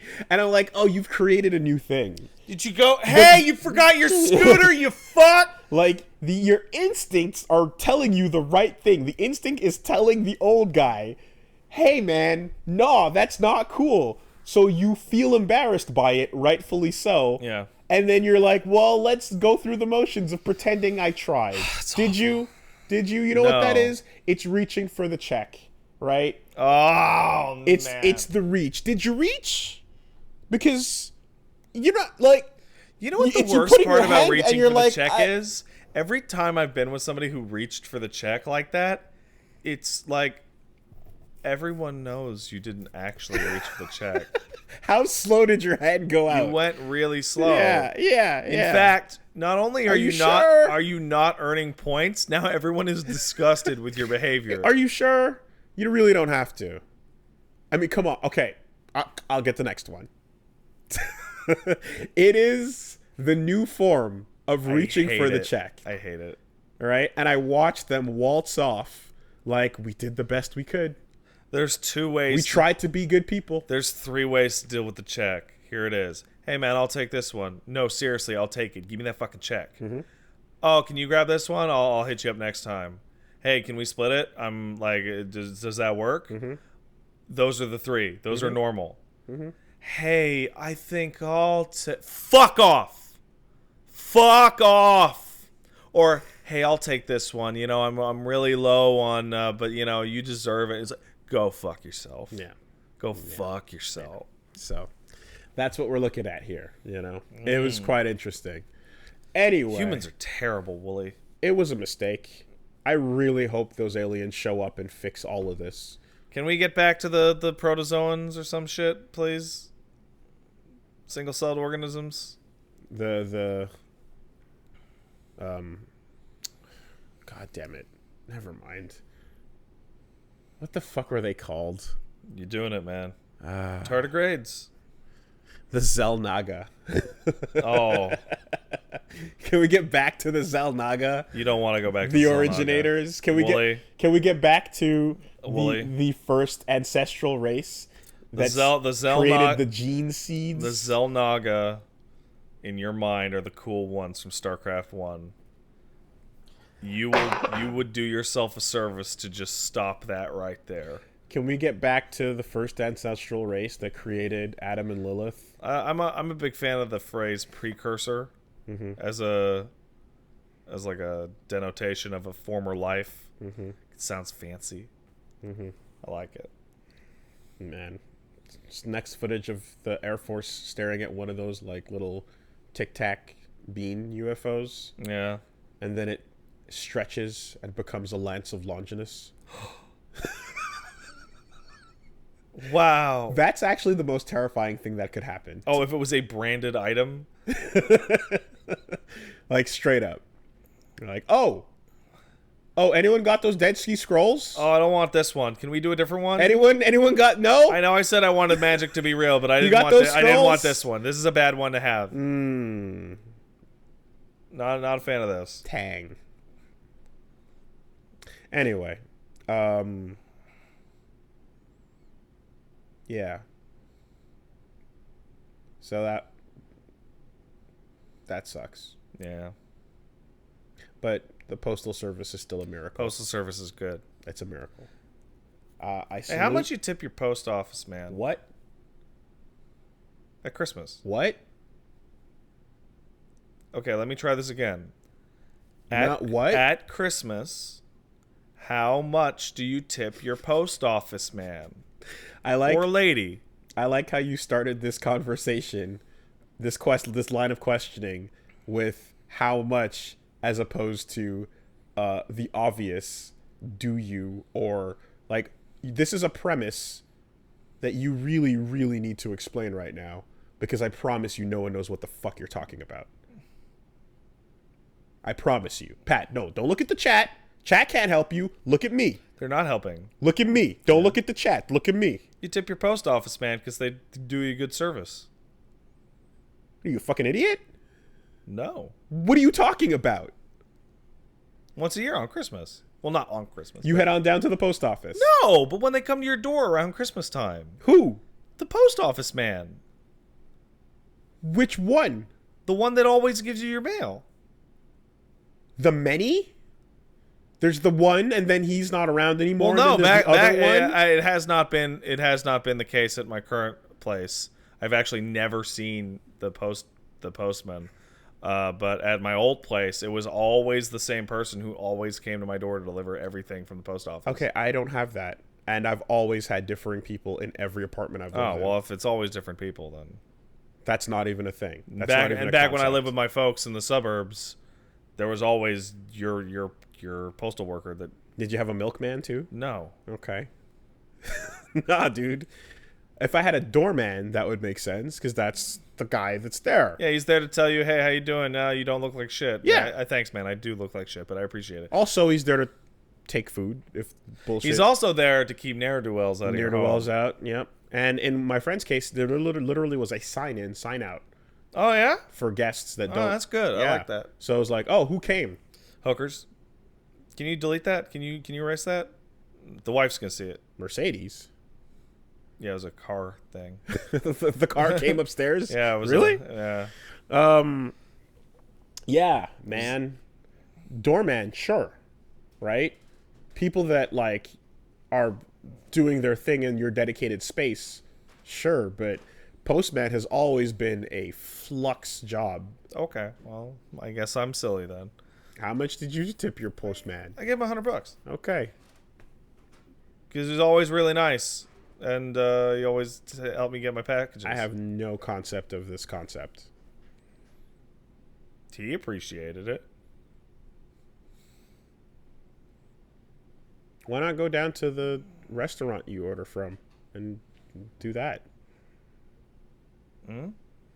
You can show lots of appreciation for...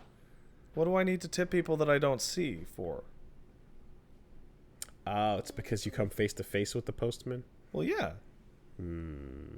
They don't have to actually serve me, so there's no service gratuity. So there's... Do you ever catch that at the restaurant when you're getting takeout, and then it's like, do you do the tip or do you not tip because you're getting takeout? You don't tip on takeout. Yeah. So it's the same on delivery. But the machine asks you. And that's just something they put in all the Interact machines. It is. But sometimes the person doing the takeout will be like, so how's your day? And I'll be like, give me my phone. Give my phone. But it's like, it's the little thing. It's the like, okay, this took 2 seconds, right? You're getting the takeout. The bag is ready to go. And then the car comes out. Just like, so how's it going? As the Interact comes over, you're like, honestly, I get it. Do you know what I wish I could do? And I've tried to do this, and it always blows up in my face. I sit down and I tell them, listen, I'm going to give you a 20% tip. Don't talk to me. There's that. Just don't talk to me. There's that. You know what happens? I get put to the back of the line. Like, I'm last on the list of people to come give water to and stuff like that, and it sucks. Yeah, you should just blend in and just be a customer. That's your mistake, I suppose. I just don't want them to talk to me. Well, that's your, Should have just been. Whoever the guy should have just been normal. I recently went to a restaurant and I had a steak, and the guy could clearly tell that I hated his existence. Not him personally though. And he would come by and he would give me a thumbs up and then do thumbs up, thumbs down. I give him a thumbs up and then he would just keep walking and pretend like I wasn't there. Give him a huge tip. He's good at his job. Yeah. I appreciated it so much that he did not talk to me. Uber drivers, they have there's an art to it. There's an art to it. You know. Wooly, how frustrated have you become when somebody in the car does not get the hint that you don't want to talk to them? Well, I do have headphones on. I have put headphones on, and the guy's like, hey, what do you think of this? And I'm like, nothing. And I put the headphone back on. Yeah. That happened to me once. Guy just wouldn't stop. And I'm like, yep. I want to die. I want to die. Ellipses, 5 stars. Well, I mean, we talked about it before. I want to die. The silence button, right? The button that says, hey, don't really feel like talking today. I have considered faking illness or deafness in order to get out of it. So you heard about that button? Which button is this? The button that'll say to your driver, hey, I don't really want to talk. Oh, that'd be great. So that's coming. Oh. You didn't know about Can I this. auto complete that? It'll you can it'll be a thing you put when you make when you call for a car that says quiet mode, right? And I don't want to talk to and you. it's like it's one of those things where it feels like Seinfeldian. Well, it is a Seinfeld episode, right? But the pushback on it is it dehumanizes the driver. And well, they're gonna get dehumanized real fast when the robots start driving for us. And it basically like takes something that would be enjoyable of their job away from them by saying like, you know, hey, you're just a service person. Stop. Like, you don't get to be treated. I don't know. I don't think people. Right. I don't think people in driving industries or barber industries or hairdressing industries, you know, or bar industries, you know, the kind of professions that you would chat. I don't think they get much out of a situation in which they're trying to chat and the person's like, I don't want to do it. Some probably do. Some probably don't.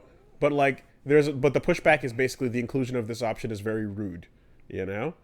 And I'm like, yeah. But it's a lot less rude than me going, I don't want to talk to you, please stop. It's a way more polite than that. Or, hey, yeah, my mom just died. Trying to get an Uber over to the funeral home. Sorry, can't talk right I now. had one of, hey, buddy, how's it going? I don't really want to talk. Oh, come on, you see the sports? Like, I'm going to see my girlfriend in the hospital. She may have had a stroke. I don't want to chat with you about football, man. Yeah, it's pretty. How about that? Pretty to the point, you know. And for anybody worrying, that was ages ago. That was the last time Paige was in the hospital. That is not new. But you can keep using that one. I can, yeah. What's to stop you? What's to stop me? Could it be the fact that your destination is GameStop?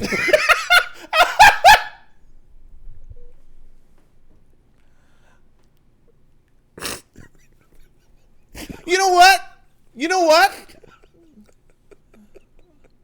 You're right. When you're getting an Uber and the destination is the hospital or you're being picked up at the hospital, how appropriate is, hey man, how's it going? Like shit. Yeah. How do you think it's going? Yeah. Yeah, make that call. Make that call. Like, how good, unless I'm walking out with a baby, how good could it possibly be that I'm going to the hospital, you know? Heading out to the boxing gym usually results in a conversation about that. Yeah. You know. You're going to boxing. Yeah. But anyway, you can pick the right excuse correlated with your destination. She had a stroke at the GameStop. Yeah, I gotta go get that. I gotta get my pre girl. She's really sad in the hospital. She needs her pre-order of Galgun. Power to the players. Um, Fully congrats. You put it together in my mind. I didn't even realize that the start of the conversation is like extra crazy. Like, hey man, how's it going? It's like this is labeled emergency room. What do you think the tone is gonna be in this fucking discussion? Like, yeah. So, you know, I get the rude part of it, but like I don't care. I mostly want silence, so I'm going to ask. You know what? Silence, You know what? I think. Fine. It's a little rude. Add a $3 surcharge to hit that To do button. that, yeah, okay. I see you. Right? I see you. Like, And it is saying, listen, I guess I guess I'm a little bit of a dick, but I will pay for that. And you know what? Would probably be the pushback on that. That's actually really hurtful. That people would pay an extra couple dollars just to avoid saying anything at all. At all. If you were me, you wouldn't think so. You know, this is a battle of the extroverts versus the introverts. Yeah. Well, hey, you want the battle of the extroverts? So you just heard me describing how if the waiter starts to ask me about my day, I start to die. Mm-hmm. You know who doesn't feel that way? Mm-hmm. Paige. Mm-hmm. Paige makes friends with every waiter we've ever met. Mm-hmm. She is overjoyed to see them. Hey, how you doing? She remembers who they all are. Well, she's small town America. She's small town America. She's like, oh, that's how's the fish? Do you really like the fish on this menu? I don't know about it. And I'm like crying inside next to her. Yeah. And the worst part about that is that if I'm eating by myself Yeah. and I'm like, hey man, I'm busy. What is that? Like 2 seconds, right? Mm-hmm. But now I have to be in it because if I don't, I look like a fucking asshole. Like if you're the person who just doesn't want to be part of the conversation while the conversation happens, you look like a fucking psychopath. You look like an antisocial loner. I usually swerve it back to my pre-selected choices on the menu. Yeah. So we can speed that process up. It's like, yeah, I don't want to. Y'all in town for some kind of tournament? Yeah. Yes. Yeah. Oh, them joysticks. I think my son's got one of those. American servers tend to really want to chat it up for whatever reason. Did you win? I won some and then I lost some. Well, you know. Where are you coming from? Well, now it is very friendly, and don't think anybody who works in the service industry that it's not appreciated. I do appreciate it. I just need you to stop. I maybe don't need, like, it sounds like you need you need zero. I can do with a little bit for certain, but I can do with a little. Yeah, but just a little. There's a point.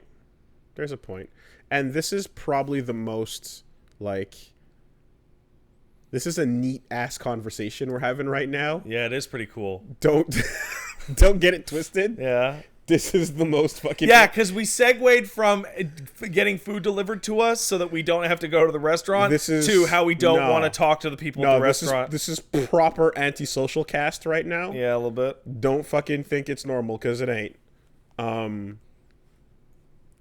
But I will say this. If I'm going to, like, a small, like, mom and pop joint, or, like, a really kind of, you know, comfy restaurant that's not, like, a gigantic fucking thing... Yeah. I'm probably more in that mood and more expecting the fucking Thai place that I used to go to all the time at work. I know the owner. I know his wife. I know his kid. Oh, hey, Jimmy, what's going on? How's the kid? Did he ever give you an extra roll? Or occasionally, I guess, maybe. Oh, that's nice. The number one thing that he did is he would lean over and say, give him the actual spicy one. Okay. Because if I ordered and he wasn't there, they'd look at me and they go, okay, he said spicy, but what he means is bitch. So we're going to give him the bitch food. I mean, look at you. So bitch. When the color of bitch. My old roommate's dad worked at a restaurant, and, like, when he'd see me, and I loved the Chinese fried steak, and, like, he'd load the box up, and I was like, is this what it's like to be in? It is. When you're in with the Chinese restaurant? Yeah. Fuck, it's nice. It was so I would go out of my way to go to that one Yeah. because he would do the hookup and it was dope. It Good was customer. so nice. And I just can't help but be reminded of, it is a double Patrice reference. But like he has that crazy ass story about how he's just like I've been going to the same Chinese food place for 15 years and you can't give me one extra egg roll. You can't do one thing. And it's like they know everything about me. They have my social insurance number and they can't give me one thing. Not one piece of like just hey man, hey, I see you, you see me, we nothing. Never. So it was nice to be in, at least temporarily. I wonder if I saw him now, if that would still happen. I don't imagine so. I saw Jimmy Not paying the rent anymore. a couple weeks ago. I was like, "Oh, hey, how you doing? How'd that YouTube thing go?" I'm like, "Oh yeah, it has been a while, hasn't it?" It's like, Oh yeah, it went great. It's my job now. yeah. It's been years and years and Yes. years and years. Yesterday I ran into a person I haven't seen in 12 years. Yeah. And they're just like, yeah, literally, yeah, you were starting out that internet stuff. What's happening with that? Like, well, funny story.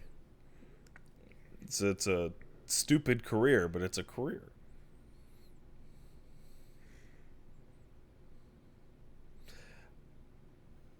What'd you do with your week, man?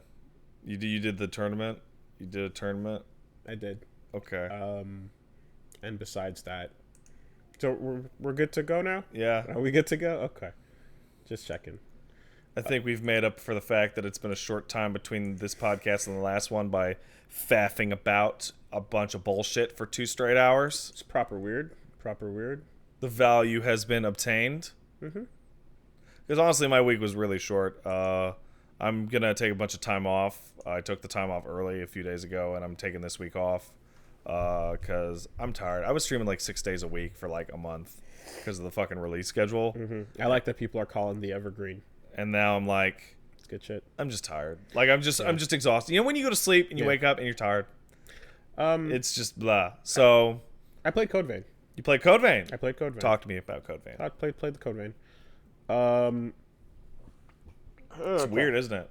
Yeah. So that character creator is both in depth and limited at the same time. The face options and the body options are like hilariously limited. It's wild. You have to be a pretty lithe anime person with like, and if you play as a girl, you can have big tits or fucking big tits. That's it. You have to be young. You have to be 16 or probably younger. And the hair options. In fact, this game does something this game does something that I've seen for the first time, where you get to a screen somewhere like hair, and it seems like there's infinite choices, but there's actually like anime 30 or 20. Yeah. But they're multiplied left, right, and then slightly shorter, and then slightly longer. Yeah. So there's like 4 times the actual amount because they just flip and invert. I couldn't believe there isn't an actual real short hair option. Yeah. Not even like bald. You can't go bald. Not even bald. I'm not even talking bald. Like I'm talking like buzzed.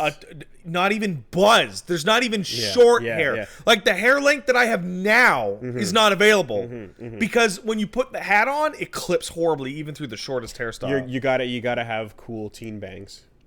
You have to. Yeah. The things that would just be like put the hair on and then adjust its orientation. Yeah. Now those are all like expanded into their own slots. Yeah. Or rotations of like that part's crazy. Right? Eyebrows. So the billion eyebrows? Yeah. Same thing. It's actually just 3 lengths of the same eyebrow, and then 3 positions of the same eyebrow, and you're just multiplying all of them once you go down that list. Still a shit ton of so eyebrows. You're like it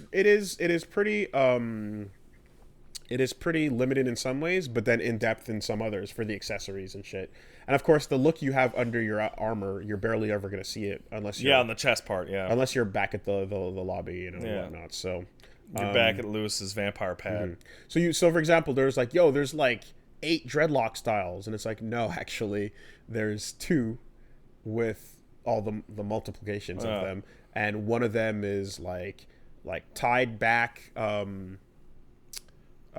forgot her name from whatever. Anyway, one of them is just tied back with like little dreads poking out the back and a ponytail, and the other one is like Static Shock. Yeah. So there was nothing like this or whatever, and then I was like, okay.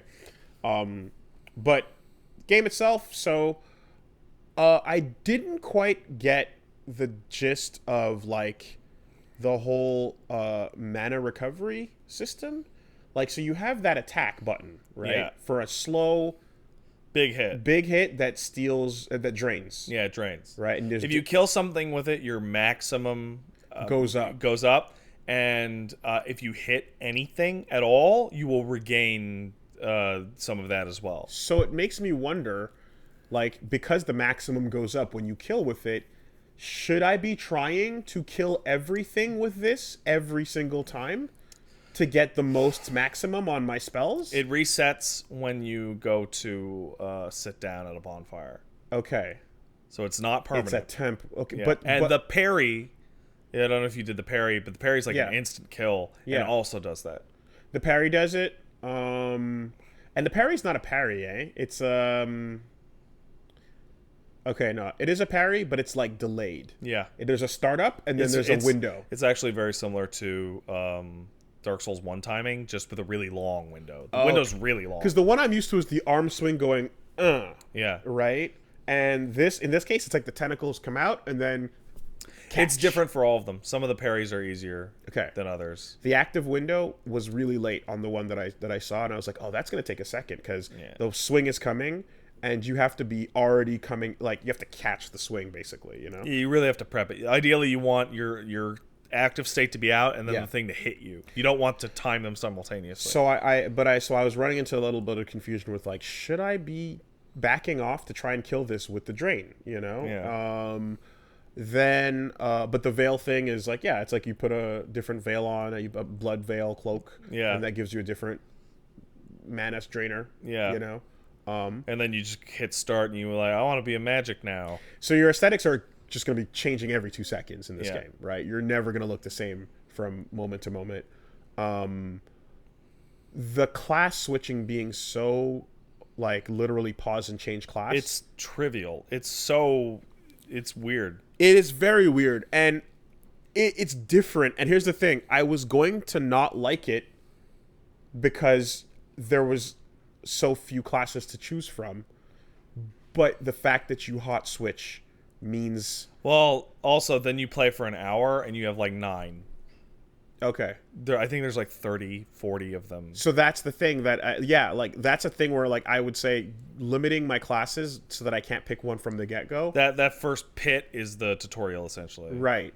And then afterwards, when you, like, not only do you start to get them, but it's like, oh, yeah, and then you switch back and forth. Like, oh, okay.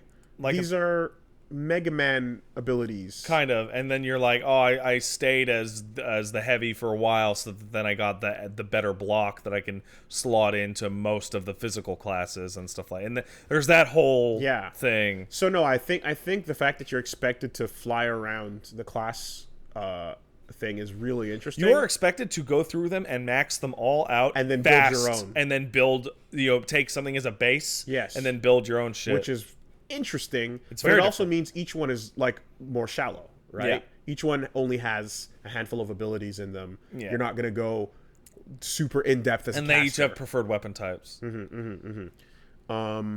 It's a unique way to approach classes. It probably adds more fun for, like, your first playthrough, having variety, but then you're not going to necessarily... You'll never want to do a second playthrough because you'll just go back to a character that doesn't have any moves. Yeah. That's, so you don't have a reason to go. Now they have New Game Plus, and they do have an end game kind of thing where it's like randomized dungeons. So I don't think it's the kind of game where you'll restart and then, do it. It's like, no, just keep going. Yeah. But when you put classes on a character that are effectively style switches, it makes it like you're probably going to get through that game not really needing to. You're gonna get the variety you want out of the first playthrough. And they also did the thing where did you get to the point where you got Lewis's blood code? Uh, I got. I'll tell you what I did. I got to I basically I got to the church. Okay, so he gives you his blood code and you load it up. There's a couple abilities. It's like 100, 200, 500. And then there's like one that's like 64,000. And another that's like 32,000. Mm-hmm. And you look at them and those abilities are fucking crazy. And he does them when he's with you. Mm-hmm. But you can't do them right away. And you're like, okay. And then basically after the first 5 that you get, you can max them all out real quick. But then after that, every single one is like, no, you're supposed to switch to this one, level up all the early ones. Switch to the next one, level up all the early ones. Because it would take you like 10 hours of grinding early enemies to get that one ability. Mm-hmm. Backstabs, it was weird because I'm like, do I have to like watch the whole thing? Butt fuck this monster to get it to not activate? Exactly. Because I was standing, I was 1 footstep away from the big guy. Yeah. And it was like, no, that wasn't. There's a little red circle that appears on their target. I was looking for something, and you lock onto them. I think you might have to be locked onto them. I was looking for a prompt, and then a little red circle appears around their thing. It's like a little yellow, like kind of tan thing. Red one. Because you can't run up to it. You got a soft walk, right? So I was kind of going like, what is going on with that? But yeah, everything felt pretty familiar. Otherwise, I remember like from the first demo, it felt to me honestly like the demo was harder. It probably was. It felt like the demo was harder in that first boss area. It probably had the issue with the weebs. Were like, animes. Like I did the boss in 2 tries this time around, and like that demo, I remember I took a couple cracks at it. The partners they give you are really strong. It's like embarrassing how strong they are sometimes. In fact, they get kills before I get a chance to a bunch of times when I'm like, no, wait, Lewis, calm down. Yeah. Calm down. Do you mean Louis? I don't care. Yeah, well, my chat was all up my ass. A lot of people care. Yeah, Louis. Lois. Okay, listen. He's an English guy. His name is spelled Louis. If his name was Louis, it would have an E. If he was French, it would have an S. It would have an S and whatever, but he's not. I guess he's French. His name's Louis. I guess he's French. Yeah, dude. You know how it go. We do the words. Lois. We also live in a French place. I do live in a French place. We live in the French place. Yeah, suck it, France. It's not yours anymore. And we're also talking to people who live in a place that's named for French things, but they're not pronounced French. Oh, that's very funny. We just don't. That's funny to me. We don't do that. Can somebody explain to me what the fuck is the deal with Worcester and Worcester? What the fuck happened there? I remember every time Raw or SmackDown would go to Worcester, Massachusetts, I always get super fucking pissed off because it'd be written Worcester. So it's Worcester. What the fuck is that? That's stupid. What's that place in Ontario? What the fuck is it? Is it Barrie? How do you... Hey. Babe. Yeah? Is it Barrie in Ontario? Barrie. Yeah. Barrie, Ontario. Take a guess at how you spell Barrie, Ontario. Beirrey? How do you spell Barrie, Ontario? Barrie.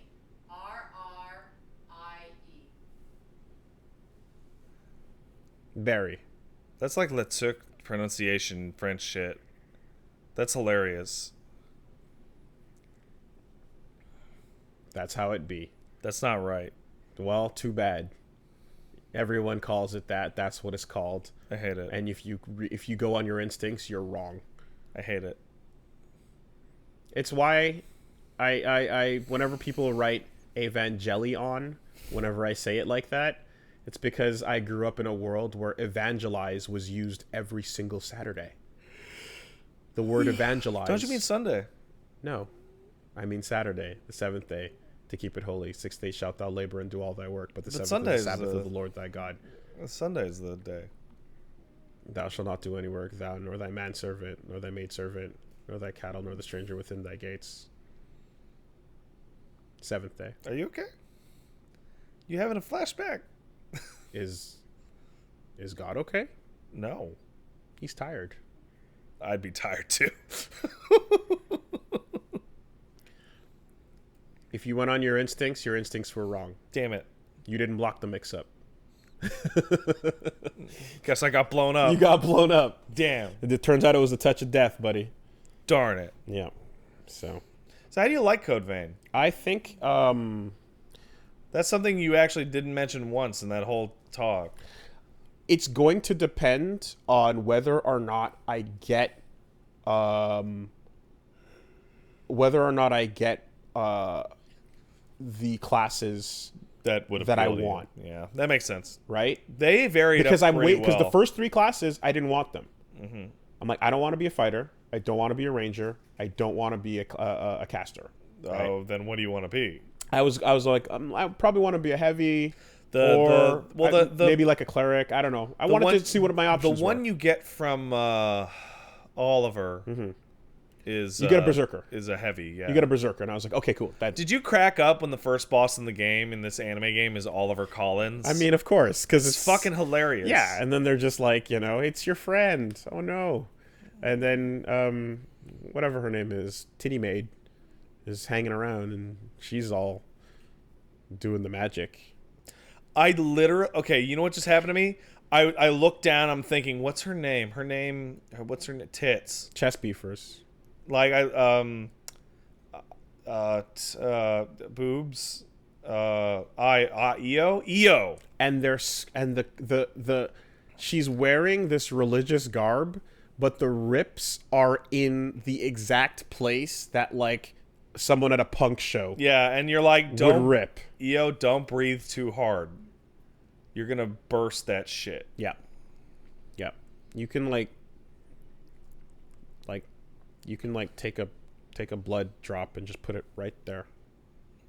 And it would just sit right there, It would just sit right there. not moving. I don't know if those are white tattoos or like some kind of advanced form of garter on her legs. But anyway, yeah, I could definitely. I was like, I need to, get a little bit more in there. But I feel as if the combat, felt all right. Yeah. Once I got the scorpion tail blood veil, Yeah, that's the one I was using. Most I was of the time. feeling that a lot more. Yeah, I like that one. I really enjoyed it. It was weird that your total weapon weight was based on the single thing you had equipped, not the everything you have equipped. It tries a lot of new stuff that threw me for a loop. So basically, you can have a pipe and then an axe out, and then you can switch to the pipe, do a dodge, and then switch back to the axe. And the actual weight of that depends on the combination of the heaviness of the item and its interaction with your current class. Yes, exactly. Which is even weirder. So some classes will allow you to have an extra, like a super dash. Yeah. So exactly. So you use like fighter or like a class that takes a lot of weight, and then you put a pipe on, and you get the fast roll. Yeah. Right. Which is the super dash basically, and then you can just switch back to an axe and get a normal one. And I'm just like, how is this not counting everything you have equipped? Because we're not going by those old rules, man. Yeah. So and then the other thing, what I didn't like is every time you switch class, you have to re-equip all your bar. Yeah, you only have to do that once, though. That was, it's because you got to customize it, man. and then you choose, all your The builds. more classes you like, that'd be something that would be very annoying in the early game, and I was annoyed by it as well. Yeah. But once you have like 50 unlocked passives and only 4 slots, Yeah. I actually don't want them to all stay. I want to be able Well, to at choose that them. point, then put your classes on a weapon wheel. Yeah, the weapon will be too big. It would be, but you're switching to a different spell loadout on each one of those things. Yeah, it's a lot. I feel like they want you to do it like at base and then go out. But you don't do it at base. No, you do it whenever you want. Yeah. And you pause, quote unquote, but the game's not stopped. You do a souls pause, right? Yeah. Anyway, yeah, like the touch was fine. The absolute break in going from Souls game into the onsen, and then listening to the modern licensed music that copyrights your shit. Yep, the rock shit, which we had to deal with that. That super weird in the jukebox. And then like the car fucking lowrider or whatever Shut it up. was, you know, and I'm like, this is Why is everything a destroyed, rubbled hellscape, but this place is so chill? because the aesthetic is awesome. It's a church with a bar in it, man. Yeah, man, it's good. I was like, is this a bar inside a church? Yeah, man. I'd drink there. Day of rest, right? Well, it was wine after all. Every day is a day of rest for vampires. And yeah, the evil voice calls out to you and makes your hair change color and stuff, Yeah. and the eyes glow.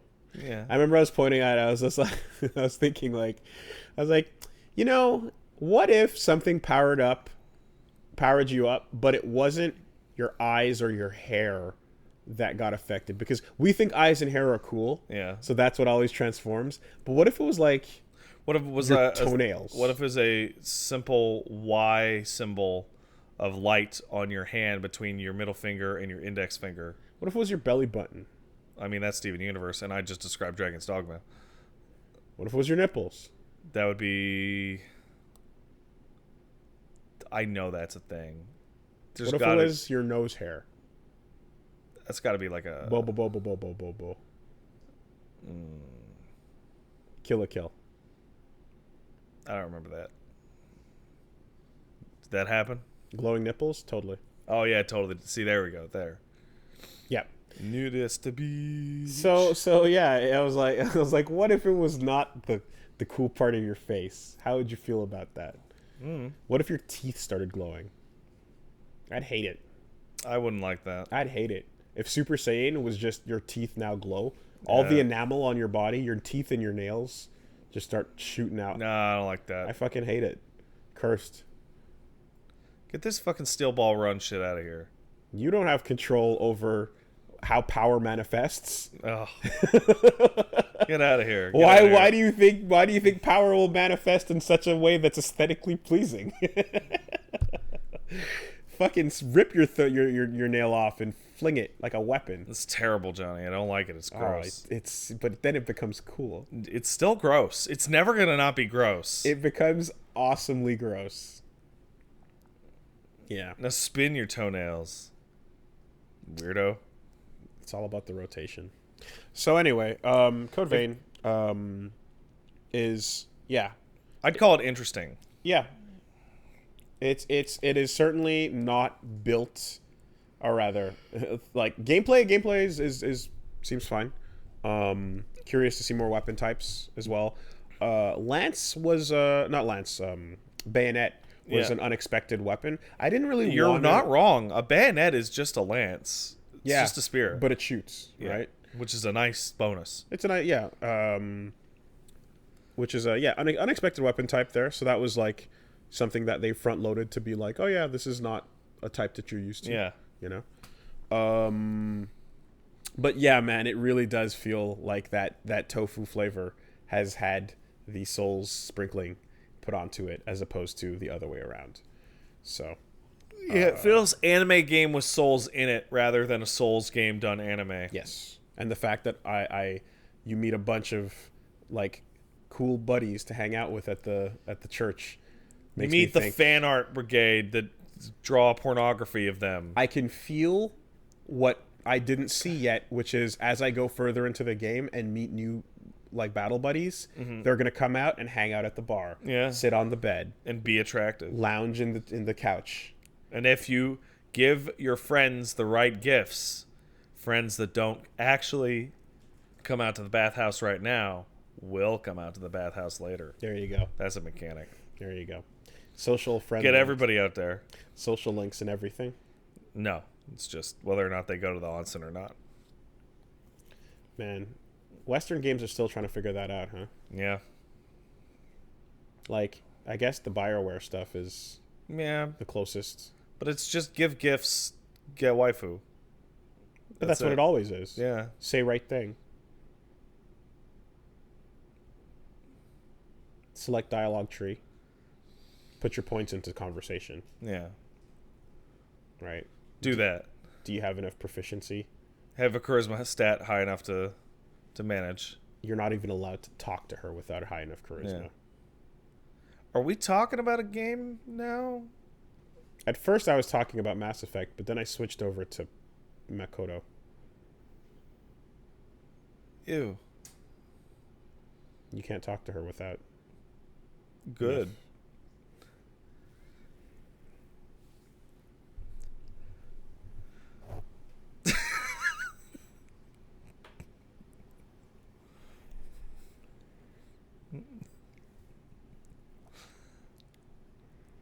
Anyway.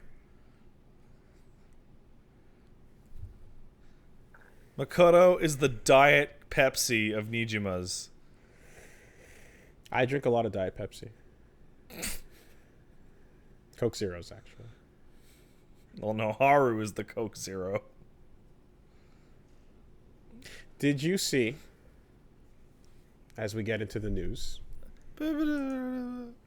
that... I love how you just aggressively didn't let me talk about my week. At this point, you fucking deserve it. Oh, come on. I was waiting all week to talk to you about Destiny. Oh, Destiny news? Because you're so excited. It's not really news. But they put an expansion out, and it's good. There's some interesting things they did with the... They did something really interesting. So everybody does a battle pass now, and you saw that Destiny's now free. Mm-hmm. It's free to play. It does a similar kind of thing where the first year of the game is free, and then you buy expansions. But otherwise, it's free to play, no subscription. It's using the controversial buy-to-play model. Sorry, free-to-start model. But it also has, when you buy the upcoming season or whatever the fuck it is for the expansion, it comes with what is essentially... Well, let me see if you remember or can catch on. It's a 100-level progression system that will give you tiered rewards at every step. Throughout throughout the 80-day season or whatever. So yeah, it's a battle pass. But what they did was kind of geniusly nefarious in that they're like, we know this is a new thing for Destiny players, so here, the Season of the Undying, which is what it's called, both tiers are free for everyone. But we split it up so that you would see what you would get in the free tier and you would see what you would get in the paid tier. And boy, do you get 1,000,000 times better shit in the paid tier. So what it is doing is literally the first hit is free. Hey everyone, look, you got all these cool cosmetics, you got all these cool things, you got all these material bonuses. Next season, wouldn't you like that to continue? Yes. There's a bit of a kerfuffle because cosmetics are a big deal in that kind of game because, you know, people see your character. And the coolest looking thing in the entire game is a reward from that battle pass. And the raid armor that is super hard to get is a reskin of armor from like 2 years ago. Is the season free or the game free? The game, oh god, it's actually kind of confusing. The game, it's called Year 1 or New Light or whatever. So back in the day when you used to buy Destiny 2 and the first expansion, Curse of Osiris, and the second expansion, Warmind, those are all free. Completely 100% free. Everything in them free. All the locations that have ever been added to the game can be traveled to and are free. But the items that are in the second year of stuff and the third year of stuff now, as well as all the seasonal events, are not free. So do people who bought it feel fucked over or not? Oh yeah, tons of people. Every time a game goes free to play like this, people go, give me my money back? And then they go, no. You bought a... We said, hey, do you want a retail game? And you said, yeah, and then you bought it. Like, it's the same thing every time. I was talking to one of the artists that follow us, a guy named Shocks and Draw. He hopped in on the new experience, and he's like, dude, this shit is fucking confusing. Because you load into the social space, like the very, the whatever, and it goes, hey, do you want to play the free stuff? Go over here and talk to this person. And they're like just quests from a list. But the state of the universe is current. So he walked by a character and they're like, I can't believe Cade is dead. No. Like the first thing they heard in the game. And they were like, huh? Who? Yeah. And then they go do mission 1 of the new experience. And Cade's there. And he's like, I'm a sassy robot. I'm going to be here forever. And it's like, that's weird. That's really bizarre. That's no good. As for the new content, it's really good. It's really interesting. Bungie does a lot of cool stuff with ominous geometric shapes. By the way, another game with an ominous, evil black pyramid in the distance. Is it upside down? It is not upside down. It is, in fact, right side up. Not as scary. It's way bigger than the other one, though. Not as scary. It's really big. And also, it has ghosts. See, but originally the premise was the Traveler. Yeah. So... Which is a sphere. Yeah. It's a white sphere. Which is also creepy. Yeah. But friendly. Because Yeah. spheres are nice. Right? And so instead you have the evil black triangle, which is, ooh, that's mean. I mean, tell that to 02, but, you know. Anyway.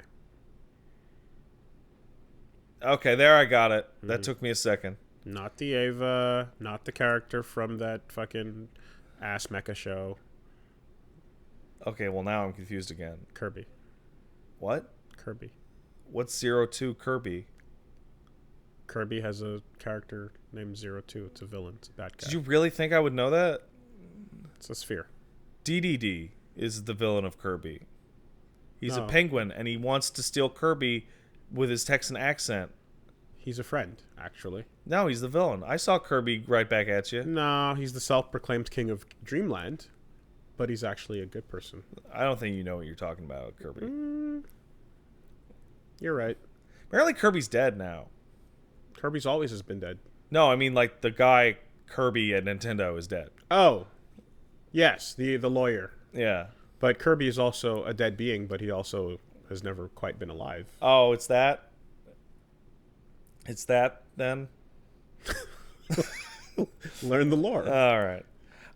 Yeah, the new seasonal event they have called the Vex Offensive is really fun. I got outrageously lucky and got all 4 of the weapons with perfect rolls, so I'm very happy. The moon's a really cool location. It's extremely haunted. It's a good game. It's fun. Good time. Oh, now move off of this so that Willie may stay awake.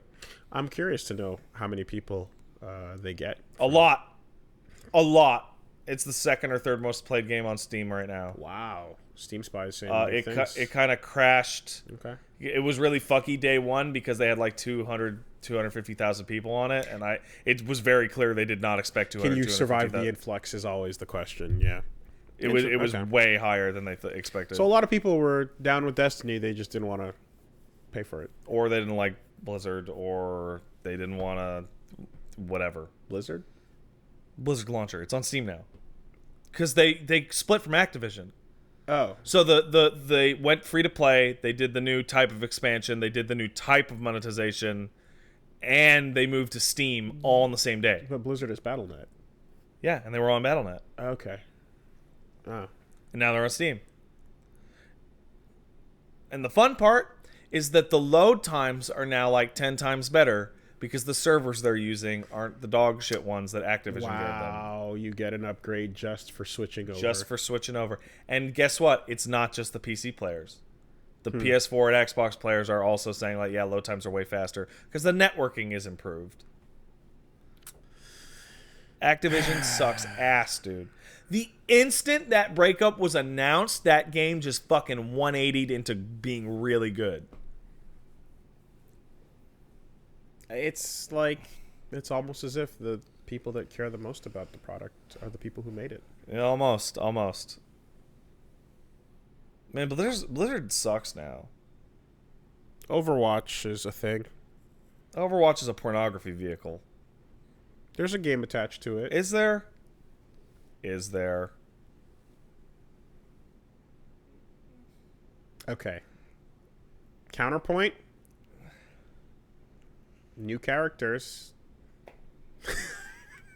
Counterpoint. New characters. Cosplay.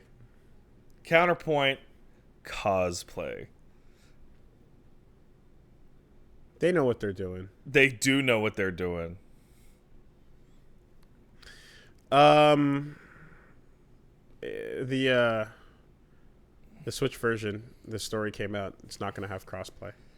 So That's unsurprising. yeah, you're gonna have pointer play. You can't have pointer play and crossplay at the same time. It's crazy. So I was going to say that. Oh, I'm sorry I interrupted you with my week. No. By the way, no streams this week. I'm tired. I'm gonna nap. See you next week. Okay, well, if you want to check out Code Vein, or if you want to check out some Get Into Fighting games with Sonic Smackdown, or the stream this week, we're going to be probably taking a look at the original Marvel, the original fast-paced fighter, VSAV, aka Vampire Savior, Darkstalkers.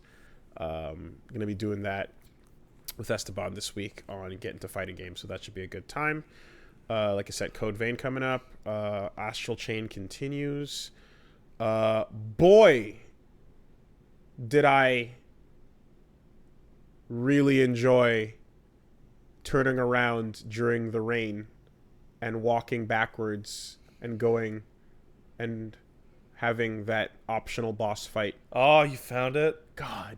I'm so glad that because I was streaming it and like my chat did something that's like kind of rare where it's not like one guy yelling, it's like the whole gang is just screaming, turn around, go the other way. So the problem is you make it to the rooftop and then I thought it was the rooftop, but it's not. You have to cross the gap. Yeah. But I didn't I didn't see the gap. So I ran around for a little bit. Yeah. But then eventually and then you get across, and then the frame rate dies. Eventually, I saw the platforms and made it over, and it was so. As soon as you started, so for people at home, as soon as Wooly started playing Astral Chain, I sent him a big message. This is, okay, on this mission, when you have to chase a guy, don't chase that guy. Yeah. Go the other way, because that is. Out of all the hidden verse kind of thing, that's probably the best one. It's really up there. The game is really a fan of things are calm. No, they're not. They're calm again. Ha ha! I tricked you. I wonder if this peaceful environment full of poor but happy people will continue to exist in solidarity and peace. Oh, did you get to the end of that level? Yes, I did. Oh, you saw him then. Blood. Oh, man. Blood walk. Oh, man. Fuck the Crips. Oh, it's so good. Red Cop is the best. Did you say him? No, I said it's so good. Okay. Red Cop is the shit. Red Cop is fucking Red Cop, dude. When you beat the game, there'll be an extra challenge mission you can do to get it. Red Cop rides for the West Coast. Red. Yep. So what are we talking about? We're talking about Red Cop, idiot. I mean, there's two colors on a police siren. Not siren. Whatever it is. What do you call the light? Wee-woo machine? Is there a name for the light? Police light? Police... light? No, the siren is the noise. No, siren's the wee-woos. What's the light called? As we stall for time, police light. Hoping that someone will tell us. What's the police light? Strobe? Is it a cherry strobe? lights? Strobe? I guess they're strobe. Yeah, it's the wee-woo machine. I guess it's a strobe. Oh, by the way. But I thought a strobe was flat, on, off. Yeah, maybe. I didn't think of rotate. I want to ruin your brain with this. Somebody came up with the idea during one of my streams that if your legions are stands and you're the cops, that means that instead of aura, you should actually be going like wee woo, like the siren. Wee woo. I thought that was going a much darker place, but what? We'll leave it alone. Are you doing your slavery shit again in that LP? That's a part of it. And then because I saw somebody go there's well written, well structured joke, Nah. Wooly goes slavery. Like, Wheeze. Yeah, and it's two layered because there's the slaver cop, yeah, and then there's the people that are the target of the cop's aggression. yeah. And then you can just attack that shit from 4 dimensions. you can play 4D chess with the comedy on that one. It's not comfortable. That game's incredible. It's really good. It's really good. And I think the combat's finally starting to click. You get more moves and you get more stuff. Yeah, I had to make a couple of mental adjustments because I just had some bad habits where I was really like, basically I'd be trying to, here's what I was doing, right? I'm worried about where the Legion is. I'm worried about dodging the attack that's coming at me because your combos don't stagger the enemies. Yeah. I was worried about where the next sync was going to be. Yeah. And I'm looking at my cooldowns. Oh, that's way too many things. And I'm spamming the button for a cooldown ability that's not back yet. Yeah. And I'm like, where is it going? And then my lock breaks. Yeah. Right? And I don't know if there's something to that, but is there like I found my lock on almost never broke. my lock breaks constantly, and I guess it's probably because I'm hitting the button. Probably. But I was looking at all those things and just going, Ignore it. Basically, the way that I use the abilities as like combo enders, and they would always be back up. I use them as combo starters. Or like setups, depending on the one, right? Like axes, I use as combo starters, right? But then I'll use it as combo start, and then I'll be just done. And I will focus nearly entirely on me and Legion doing the sync attack stuff, and then dodging if need be because shit happened. Yeah. Because it's weird because the game, like the amount of moves you start with at the real gameplay and the amount of moves you end the game with at the end per Legion is actually pretty close.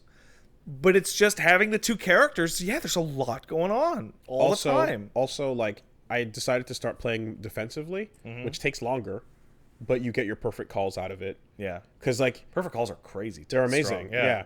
And you can build them to be stronger. But, like, the thing with a game like this is when a bunch of enemies show up and start attacking you, your instinct is to just power up and rush in. Yeah. But, like, you can get surrounded or whatnot. But, like, in this case, it's almost like, no. Turn the Legion off and then get another perfect call. So by the end of the game, I'd gotten to the point where if I saw wind-ups, I was turning the Legion off to get the perfect call on the wind-up. Yeah. Which is like... So, yeah. Yeah, so that's the final step on it. So my combat is still messy, but, like, I did mentally, like, try to reprioritize stuff, and I noticed an improvement in a couple of It's messy fights. as shit, and Yeah. it's also not directly applicable to any of the other character action games that we are used to. Also, when you're in a fight with a bunch of grunts, and then, like, a heavy grunt or two, and then, like, a gunner, Yeah. like, it's just a shit show, man. Oh, yeah. So Like, get in there and roll around in the shit. It's just a shit. You're gonna roll like an idiot, try to slash the link, and then There is a reason why the game does not need you to not take damage to get perfect rankings. Because you're gonna take damage. you're gonna heal up. Yeah. Yeah. And healing is everywhere. Well, I died for the first time yeah. the other day, and I was like, oh shit, I've never died before, right? So no matter, like, at the end of the day, no matter how shitty it was, I'm like, I've never saw what it's like when you lose a life. And then Yeah. it finally happened. I was like, oh, you have 4 other hearts. Yeah. There's no penalty. Yeah, that's you get fine. back up in the middle of the It's fight. completely fine. And I was like, ugh, okay, well, whatever. It's not a big deal. I mean, I'm still going to continue doing what whatever, but, like, just fuck healing around. up, I don't want to die. But, like, there's almost no penalty, which I'm really surprised by, Yeah. I don't know. That game's good. Yeah. My combat, like, I feel, I like, that's always something that I kind of, like, whatever, it doesn't matter. I'm not gonna fucking, never mind.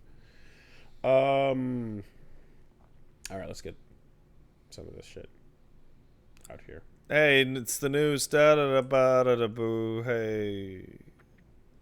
So, yeah, all it was... Happy Sunday, everyone. All it was just the fact that P5 Royal has been doing all their announcements. Looks like this will be March. And they had one of the latest was a new feature, a new mode entirely, called My Palace, Yeah. where you customize your palace and you can fight the P3 and P4 protagonists. Who look chill as fuck. And then you can also put shit in the palace and you can play as other characters. What's kind of crazy, however, is the concept of your main character having a palace, which to me implies that they have to have some sort of fucked up delusion for any of this to make sense. There's a really do you ever see the P4 anime? No. There was a really cool moment in 2 episodes in which they diverged from the game significantly and gave you a shadow. Okay. And what would that be? And this kind of reminds me of that. It's just weird, to think like, I mean, obviously, like that's the least canon thing in the world, obviously, but just the idea that it's like, oh yeah, we got to shut these other people down because they have these palaces of delusion. Yeah. But yours is totally cool, though. Well, listen, and dude, here's all the cool things Wooly, you can put up in it. Everybody has a palace. Do they? Yes. I thought the whole thing was that you can search and not everyone has a palace. No. Only the worst people have Everybody has palaces. a palace. What is that shit you just played? Get that out of here. It's Morgana. Turn that off. I thought part of the whole point was that not everyone has a palace. Nah, everybody has it. No, they don't. Nah, they they do. specifically don't. Nah, it's fine. No, literally the story. Well, you do. No, the story. You do, though. Literally, there are no palaces for some characters. They search and can't find any.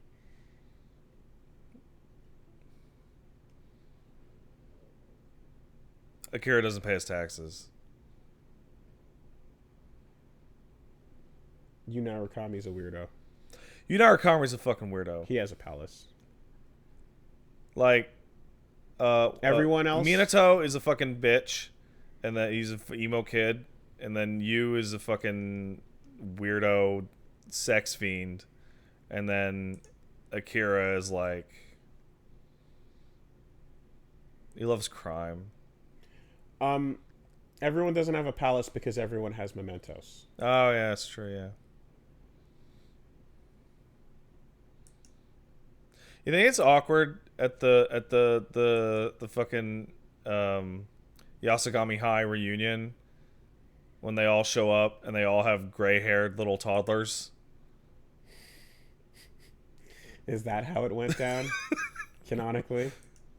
And they're like, out in the boonies, we don't really believe in protection, so, Anyway. awkward. Speaking of awkward, Wrap your dick up. or be smart. To, People at home who are listening to the audio version can't see the quizzical look on my face. I mean, Are you telling people not to wrap their dick up? well, I'm saying it depends on the context and person and everything and such. As a general piece of advice, In general. you should wrap your dick up. In general, yes. If you're in high school, Yes. if Yes. you're in high school and you're slanging it around, Wooly says to not wrap your dick up. I'm saying it's not He what I wants said. that dick unwrapped If at the high school. if you're in a relationship and your concerns are very targeted and specific, Yes. you might not need to. You might be but okay. for your early life. Okay, well then qualify We the were statement. talking about Persona characters, Wooly.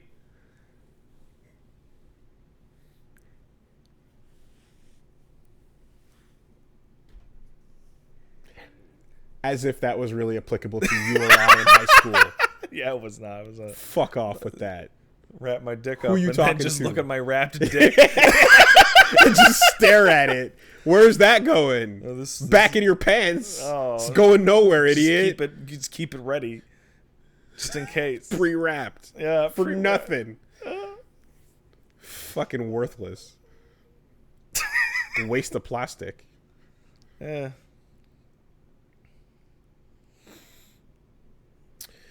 Speaking of wrapping it up, let's wrap it up. Hey, that's good. See, that's good. I like that.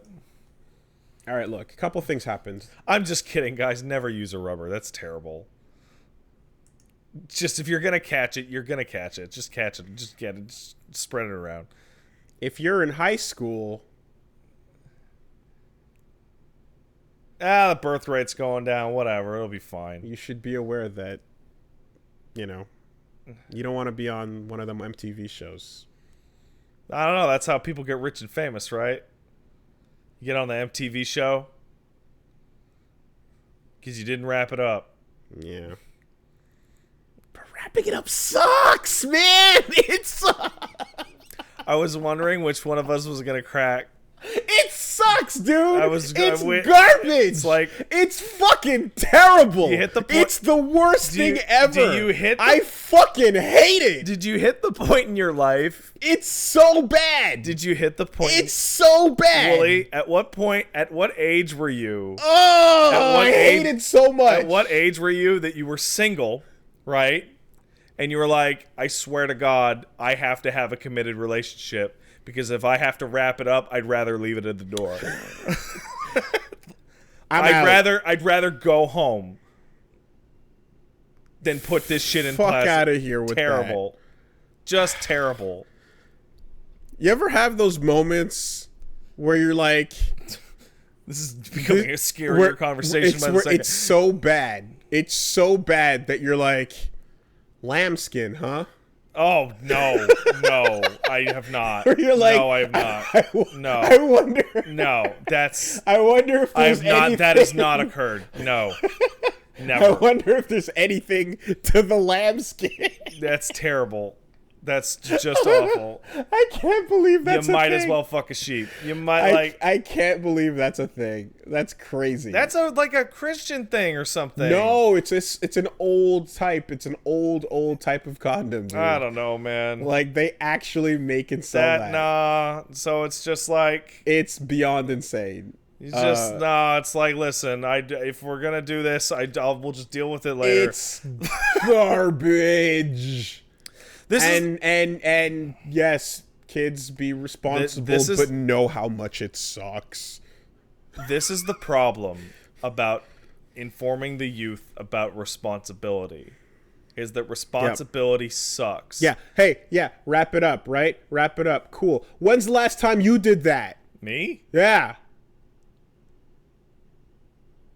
It's been a bit. It's been quite a bit. I can't. Fuck. You can't if you wrap it up. Not anymore, I don't think, actually. You can't. I might as well, I feel like I just look at the little package and then you go to tear it and it doesn't tear right. And I'm just like, I might as well just jam my genitals just back into my body. You know what? Don't wrap it up. Wrapping it up sucks. Yeah. And it's worthless. Fucking hate it. Just have sex in a pool. You can't catch anything or get anyone pregnant in a pool. The vacuum and the everything's, it just, science works that way. Yeah. Totally. I remember, okay, this is going to be somewhat personal, so everybody get ready. I remember getting sex ed in whatever grade it was, right? And they tell you, hey, everybody, put a condom on your dick. You don't want to knock up your classmates because you're in grade 6, right? That'd be fucked up. But we know you're all a bunch of little fucking piece of shit degenerates. It's biologically impossible. No, it's not. There's record breakers. It's bad. I know. So you got to get them early so that they don't, right? And then you're like, make sure to do this because there's diseases. And then later, as I grew up, I learned, hey, why are there so many diseases? Is it because the generation before us were like the most irresponsible pieces of shit ever and spread all this garbage around? Yes. Thanks, French guy from Quebec. Thanks, Woodstock. Thanks, peace and love, for ruining genitals for everyone forever. Right? And then there was some point in high school where you're like, well, it could happen, so I want to make sure I know what it's like when right? So you put the condom onto the seat, you make sure you know how to do it, right? And then you're like, this sucks. You learn right away, this sucks right away. I bet this is terrible. But I'm afraid of having children because I'm 15, so I'll keep some in my wallet. Just in case. Now, that was a hilarious joke in and of itself. Because keeping them in your wallet is one of the worst things you can do. That's not really the joke, but thank you. I appreciate it. Right? Yeah. Be responsible. Get into a long-term committed relationship in which you can have trust and love, and then you can get rid of that plastic forever. That's really the best bonus, honestly. Bonus. Bonus, you say? Ring goes on, rap goes off. The only thing more embarrassing than your fucking grade 6 sex ed is getting it from reluctant Christian parents. Oh, no! Oh, no! You get two versions. You get the first version, which is the... Oh, okay, so... you know how this works, right? no. You like, you guys, you know, you have friends and think... That's fucked up.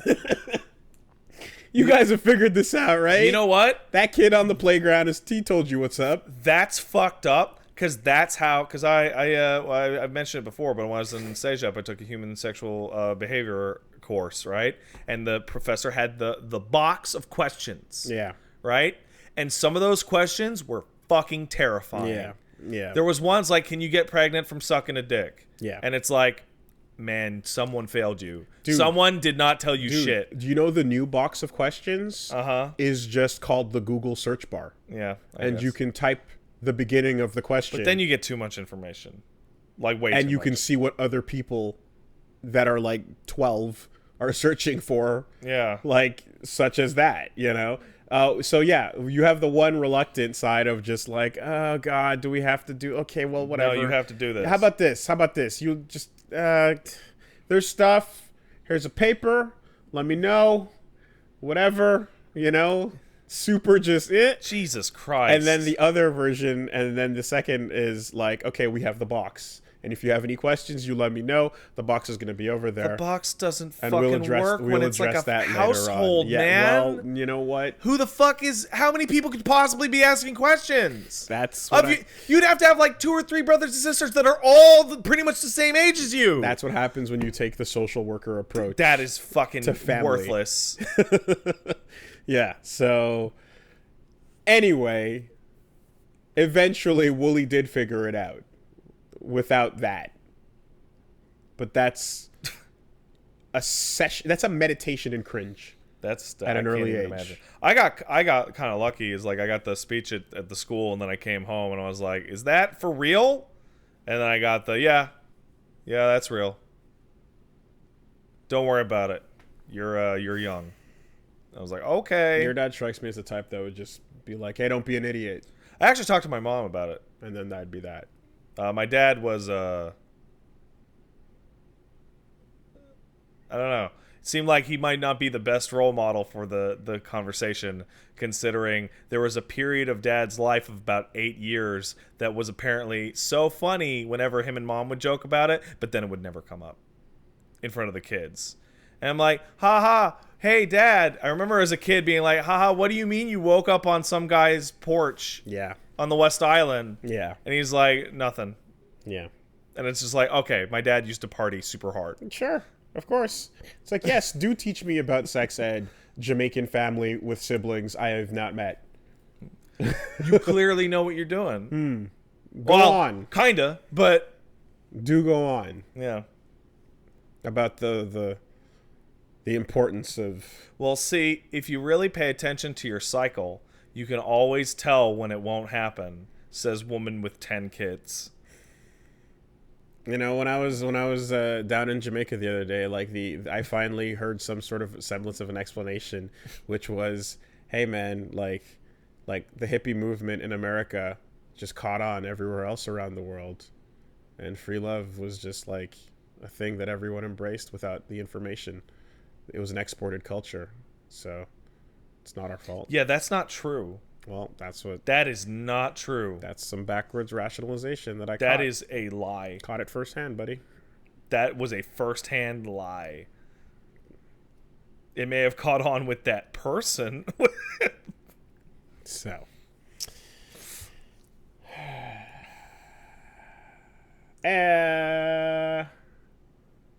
yay for We're still in the news. yeah, sure. When I played Persona 5, I pretended that Akira was like had syphilis and was giving it to everybody. That high school student gave it to that doctor. No, the doctor gave it to the kid as a test. And then he gave it to the school. Oh, Persona 5 took place in Tuskegee?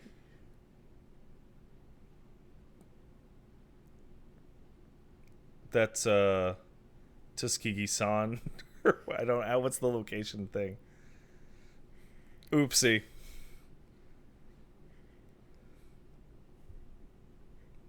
Hey, Resident Evil's crossing over with Monster Hunter. Yeah, that's weird. Misty's in it. You see that? Okay, you wouldn't see that. One of the zombies in that art is the girl with short hair and a red crop top. With the red top? That Yeah. girl, that zombie's name is Misty. Who is she? She is a zombie that is in Raccoon City and is always, always, always there in all the art. In the game? Yeah. In RE2? Yeah, she's a zombie. She's the first female zombie you ever meet. Where? And then in the Gas station? No, no, in the first game. Oh. And she is also one of the zombie types that you see around. Oh, there's like legacy zombies? Oh, totally. Oh. The only one that I can think of that has a name is Misty, which is the girl in crop top and like short hair. But Hat Zombie and that other guy, yeah, they're types. Are those booty shorts? I guess so. Well, anyway, Leon and Claire are in Iceborne. Yep, that's fucking weird. Not as weird as replacing The handler with Mr. X. What the fuck are they doing? Never change that. What are they doing? They're doing what everyone wanted. Having him be a monster would be like immersion breaking. I don't know what. You fought the ancient lesson from Witcher 3 in that game. like would they ever put a monster that's not a monster as a monster? Ancient lesson is a man-shaped tree. Okay, so yeah, I don't know, dude. It shoots crows at you with magic. Mr. X not being a thing to fight, but instead being He's got his little book. fucking handler, and he's looking at the food, and he's going, "Wow!" Oh, that's right. Yeah, see, that's great. With the explosion, See, that's perfect. I can't believe Capcom did this. I love it. And I guess all they're showing off with the zombie stuff is the emotes. The zombie I'm not walk super emotes. sure. I hope there's some kind of stupid quest event. Because like it shows a bunch of people zombie walking through the mist, Yeah. and like then they go fight. Well, anyway, I don't know. Video games are stupid, man.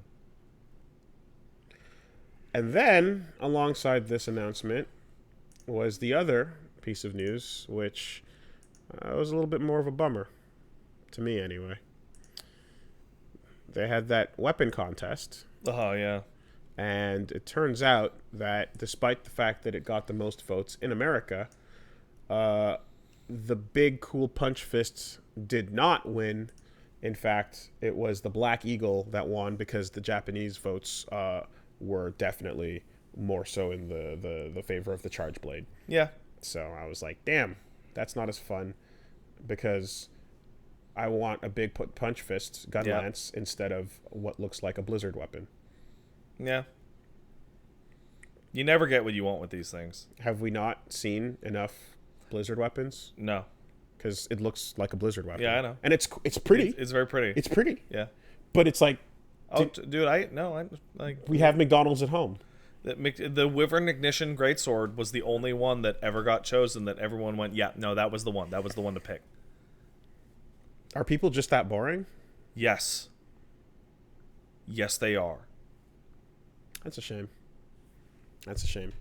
Because instead of like, oh, cool, it's like a damn, what could have been. Yeah. Absolutely. That's like, that takes a little bit of the the fun off of that. And I say this as a person who loves the charge blade. Yeah, it's a cool weapon. It's a cool weapon. It's it's just not as cool as a giant. So luckily fist. enough, on the PC, someone will get frustrated and just model Eventually, something. yeah. And then someone will modify that to be a big vibrating cock, and that'll work too. Not a ton of news this week, so whatever. We can just Yeah, let's just hit emails. Hey, Wooly, if you want to send there's one other thing. Oh shit! One other thing worth talking about. No! So you know how Spider-Man's back in the MCU? Kind of. They fixed it. They fixed it. But apparently the reason why they fixed it is because Tommy Holland called up Bob Iger himself, Who? Disney CEO, Got it. and basically said, "Yo, fix this shit, man. Like, for real, dog." I'm Spider-Man. And then he cried. Did he cry? Well, Bob said he did, but then he was joking. Did Bob cry or No. Tom cry? Says Tom cried on the phone, but he was joking. He didn't Yeah, cry. it's But British. But Tom Holland fixed the relationship between Marvel and Sony. That's the issue they've created And for then- themselves with like these actors that are the characters, And or then the actors have yeah, all this power. Yeah. And then basically they went, we got to do it for Peter. That's fucking stupid. Let's call up Sony and work this out. Is this whole thing fake? I don't think so, because I'm not. Hey, the question is, are giant studios acting selfish and stupid Yeah. against what people would like to see? Yeah. Then I believe it. Yeah. That's the more cromulent of the two. You've been using cromulent a lot It's lately. the second time. The second time is not a lot. That's a lot. It's one more than almost never. And he posted that clip. What did he post on Instagram? It was a clip from a movie. It was a clip from Wolf of Wall Street. That's what it was. That's what it was. I'm Yeah. leaving. I'm not going anywhere. Fucking leaving. Yeah. I'm not leaving. I'm not leaving. Yeah. That was good. That was good. I like that. That made it funny. All right. Other stuff happened, but who cares? Who cares? It's Sunday. You got 2 hours of aliens and your fucking uncovered genitals. If you want to see a funny video, go watch the video on YouTube that is called "Using Glitches and Tricks to Fly in Goose Game" by Desync. Oh man, Great video. there's all sorts of stupid shit you can do. Good job to Desync. That was super funny.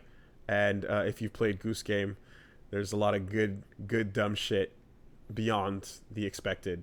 Go watch that video. It's very good. It's very short. It's 6 minutes. Good use of your time. Let's take some letters. Hey, Wooly, if you want to send a letter to this here podcast, where would you send that letter? CastleSuperBeastMail@gmail.com. Yeah, that's right. It's castlesuperbeastmail@gmail.com. And you might have a letter sound like this when Wooly reads it out loud. Like this letter. Hi, I'm a Mortal Kombat 11 player that plays Shao Kahn. I tell my friends that the character is Garbo. No hit confirming special, cancelable mids. His best attacks are highs, which in MK lead to a 40 to 50% combo punish.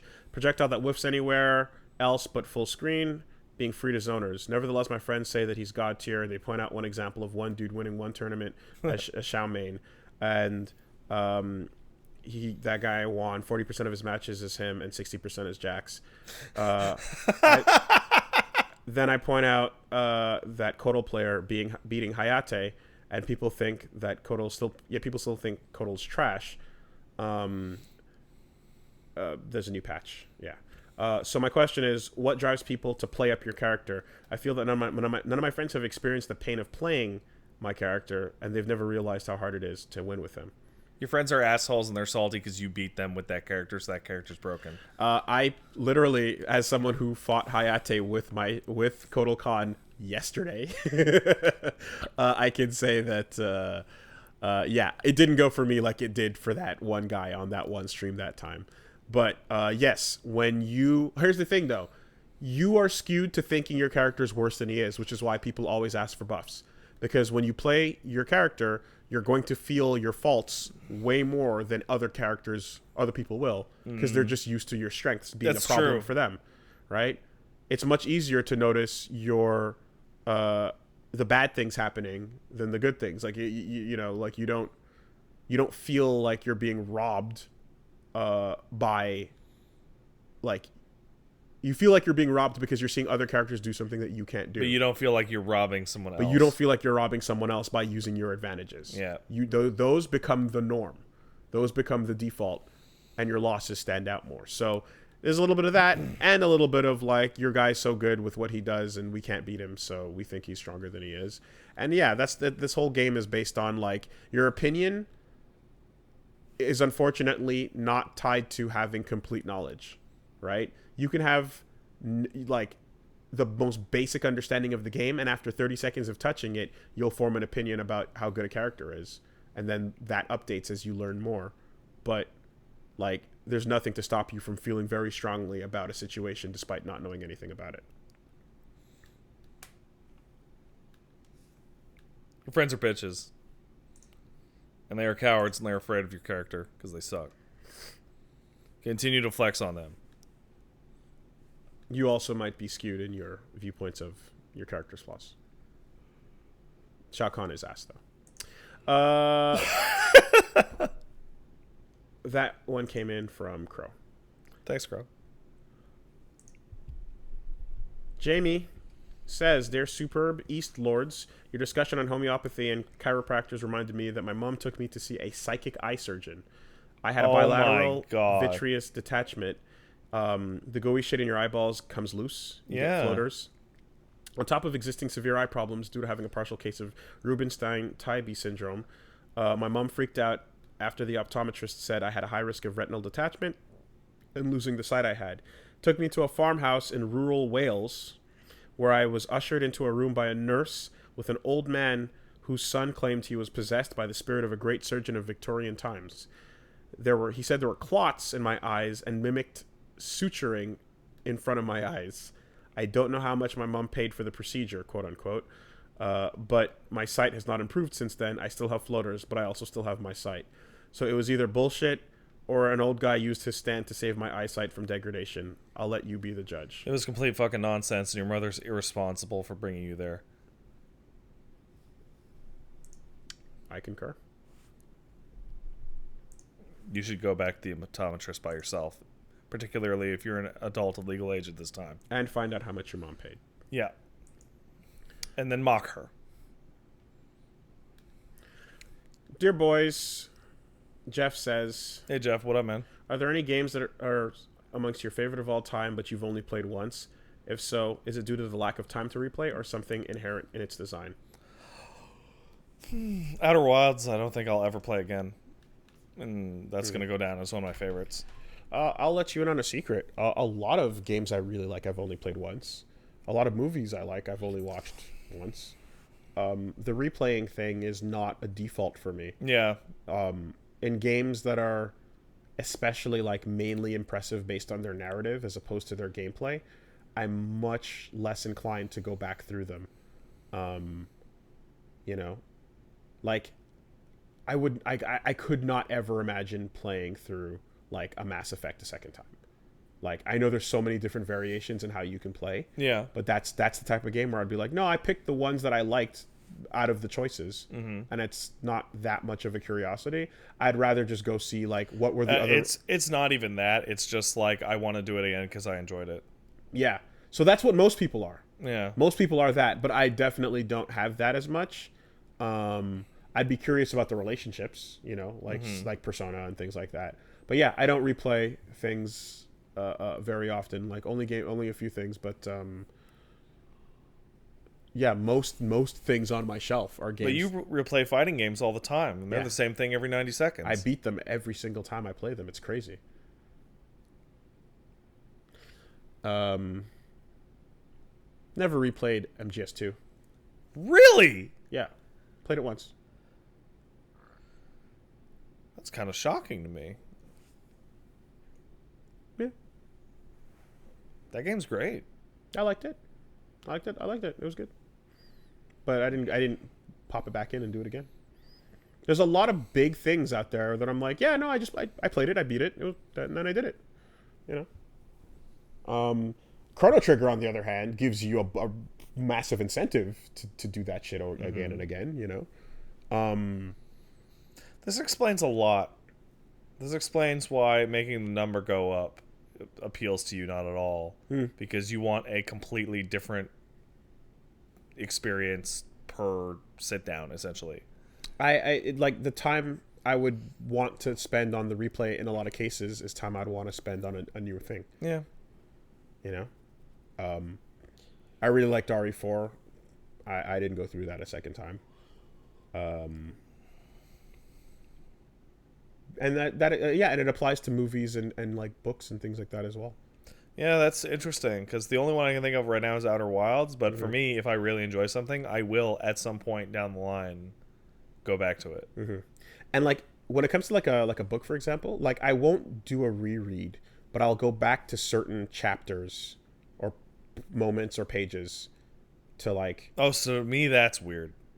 I mean, if it's something like where it's like visually super interesting, I'd want to go back and see some of that stuff if I'm thinking about it.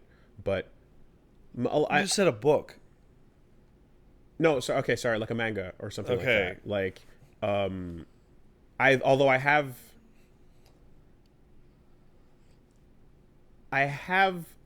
like with an audiobook, I have like replayed a chapter before, but but it's really rare.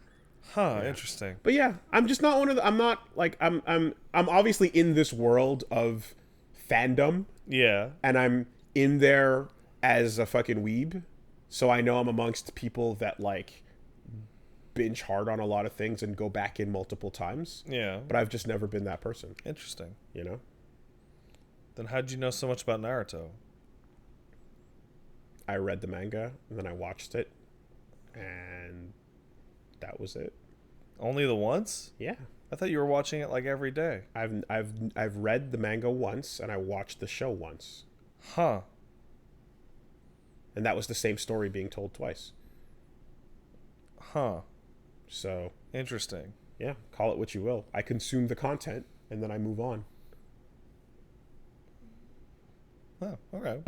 Watchmen, for example. I don't even have really a judgment here. I'm just like, Yeah, no. it's just different. Watchmen is an example of something where, like, I'd go back and I'd like look at the like the newspaper sections, Yeah. right, or like the pirate story. See, you know, Watchmen's things like interesting because I read Watchmen cover to cover twice in a row. Like, I just immediately flipped back to the first page and read over the whole thing again. I'm not counting anything where I forgot what happened and I need to redo it. Right? Well, no, yeah. So like Saga, for example, I'm gonna need to start from scratch. For sure, because I just like, you know, fell too far behind and forgot stuff. But Bless you. yeah, I've always felt out of place amongst friends that have been like, yeah, I've gone through this thing like 10 times. Well, yeah. Most people, if they care. Not most people amongst our like. No, I was gonna say something of most people. Oh, okay. Most people, if they say they really enjoy a movie or they really enjoy a book, will periodically go back to it to re-enjoy it. Yeah. That is not our circle. That is movie fans. That is novel fans. That's all media consumers. No, not all, but most media consumers. No, there's stuff out there that like I love that you would hear me say that like, yeah, I really love that. I thought that was very cool. Like, my initial reaction to this is super toxic, and I am holding it back because it's not correct, right? But like, my initial is like, well, how big of a fan can you be of Metal Gear if you only played through 2 once? That seems ridiculous to me. How do you even remember everything? I don't. And see, that's the part where I start to go, but. And just to throw one more out there while I'm under the bus, because people are absolutely going to come at me over it, and that's fine. But like Majora's Mask, I played it. I played it when it came Oh, out. if you want to feel better about that, I don't like that game at all. Okay, I played it when it came out, and then I grabbed the remake. I bought the remake, but Yeah. I didn't get through it. I think that game is annoying. Yeah. So I gave that game 3 separate shots at different times in my life and just never could tolerate it. cool. So there you go. I'm a fraud. I hope you guys enjoy. Well, we all knew it, but now we know it more. I fucked that up. And if you're in a particularly high tower of being an asshole about it, then No, not you. Not you. no, not that. Now I understand your view towards Resident Evil. Why go back and play the old ones? I'll just wait for them to get remade. Because why would you need to play it more than once?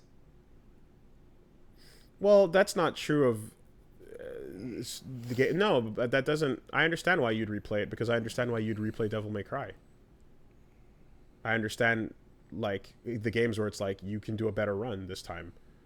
I mean, Frank West built it into the system in Dead Rising, right? Like, the replay is part of that, so I get that. No. I'm talking about the old game versus the remake. You would always go like, "Why do I need to play the old one? I could just play the new one when it gets remade." But that's also part of me not being into the genre, Okay. right? I'm also not into survival horror. But didn't you run like Alien Soldier like a dozen times? Alien Soldier's not a survival horror game. No. I know it's not a survival horror, but I'm like, Yeah, that's a super short and crazy ass action game where the gameplay is really, really good, and you can play it a lot. That fits into I feel like that fits into Alien Soldier is like Devil May Cry. I feel like the more I talk to you over the years, I understand less of what you actually like. Yeah, we're just not in common in this regard. Okay. Which is also why when it I'm comes, very confused. which is when it's like, hey, Wooly, you gonna do a shitstorm? And I'm like, when have I been a part of shitstorm? I'm not this survival horror guy. Yeah. That's not me. Am I gonna do Shitstorm? Like, no. There's no horror games on the fucking release calendar, and Yeah. also, But you picked a weird one there though, because Alien Soldier is like a fast-paced treasure action game yeah. that has like. See, to me, that's the kind of game that I'm like, once you did it, you would be done with it. Nah, you can do some. And I find it interesting that you note that like the narrative games are the ones you're least likely to go back to. The narrative games are the ones a lot of people are most likely to go back to because they're the most similar to a book or a film or a comic or whatever. Yeah, no, for me it's more about like that boss fight and like fucking like doing a better So player input. to doing a better take on that boss fight, right? So you're chasing high scores. Ikaruga. Essentially. All right. I will play Ikaruga every version, every incarnation, every time, and buy it every time to try and get that high score if I can. That's weird.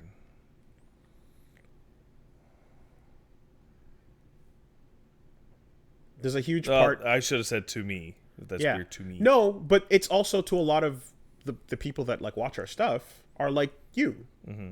I'm definitely not the majority here. I mean, some of these weirdos rewatch our content. Yeah. Thank you. Keep doing that. But seriously, I don't get it. But I was there, so I guess anytime I would watch my own stuff, I'm rewatching it. Mm-hmm. Yeah, and I know that I feel weird because all my friends, most of my friends are like really hardcore like nerds that are into whatever. You know? Like I'm unironic use of hardcore nerd, but regardless. But we're all in this. You don't have a lot of normie friends. Don't have a lot of normie friends. Yeah. So everyone is whatever the thing they're into is. They consume it and consume it and consume it and consume it again. And then they run out. Yeah. So they have to reconsume some of the older stuff. But I also have I often have a desire for like, I never saw what this was about. I want to know what that's about. You know what I mean? Yeah. Like, so like, and with all the recommendations that come in and stuff, like, okay, how often am I going to rewatch something versus spending that time with something that could be new and interesting, you know? So anyway, all right. We'll leave it there. I gotta go. You just said we'll leave it there. We'll leave it there. Aha. I gotta go do Yeah, I gotta get out of here too. Stuff. I gotta go take a nap.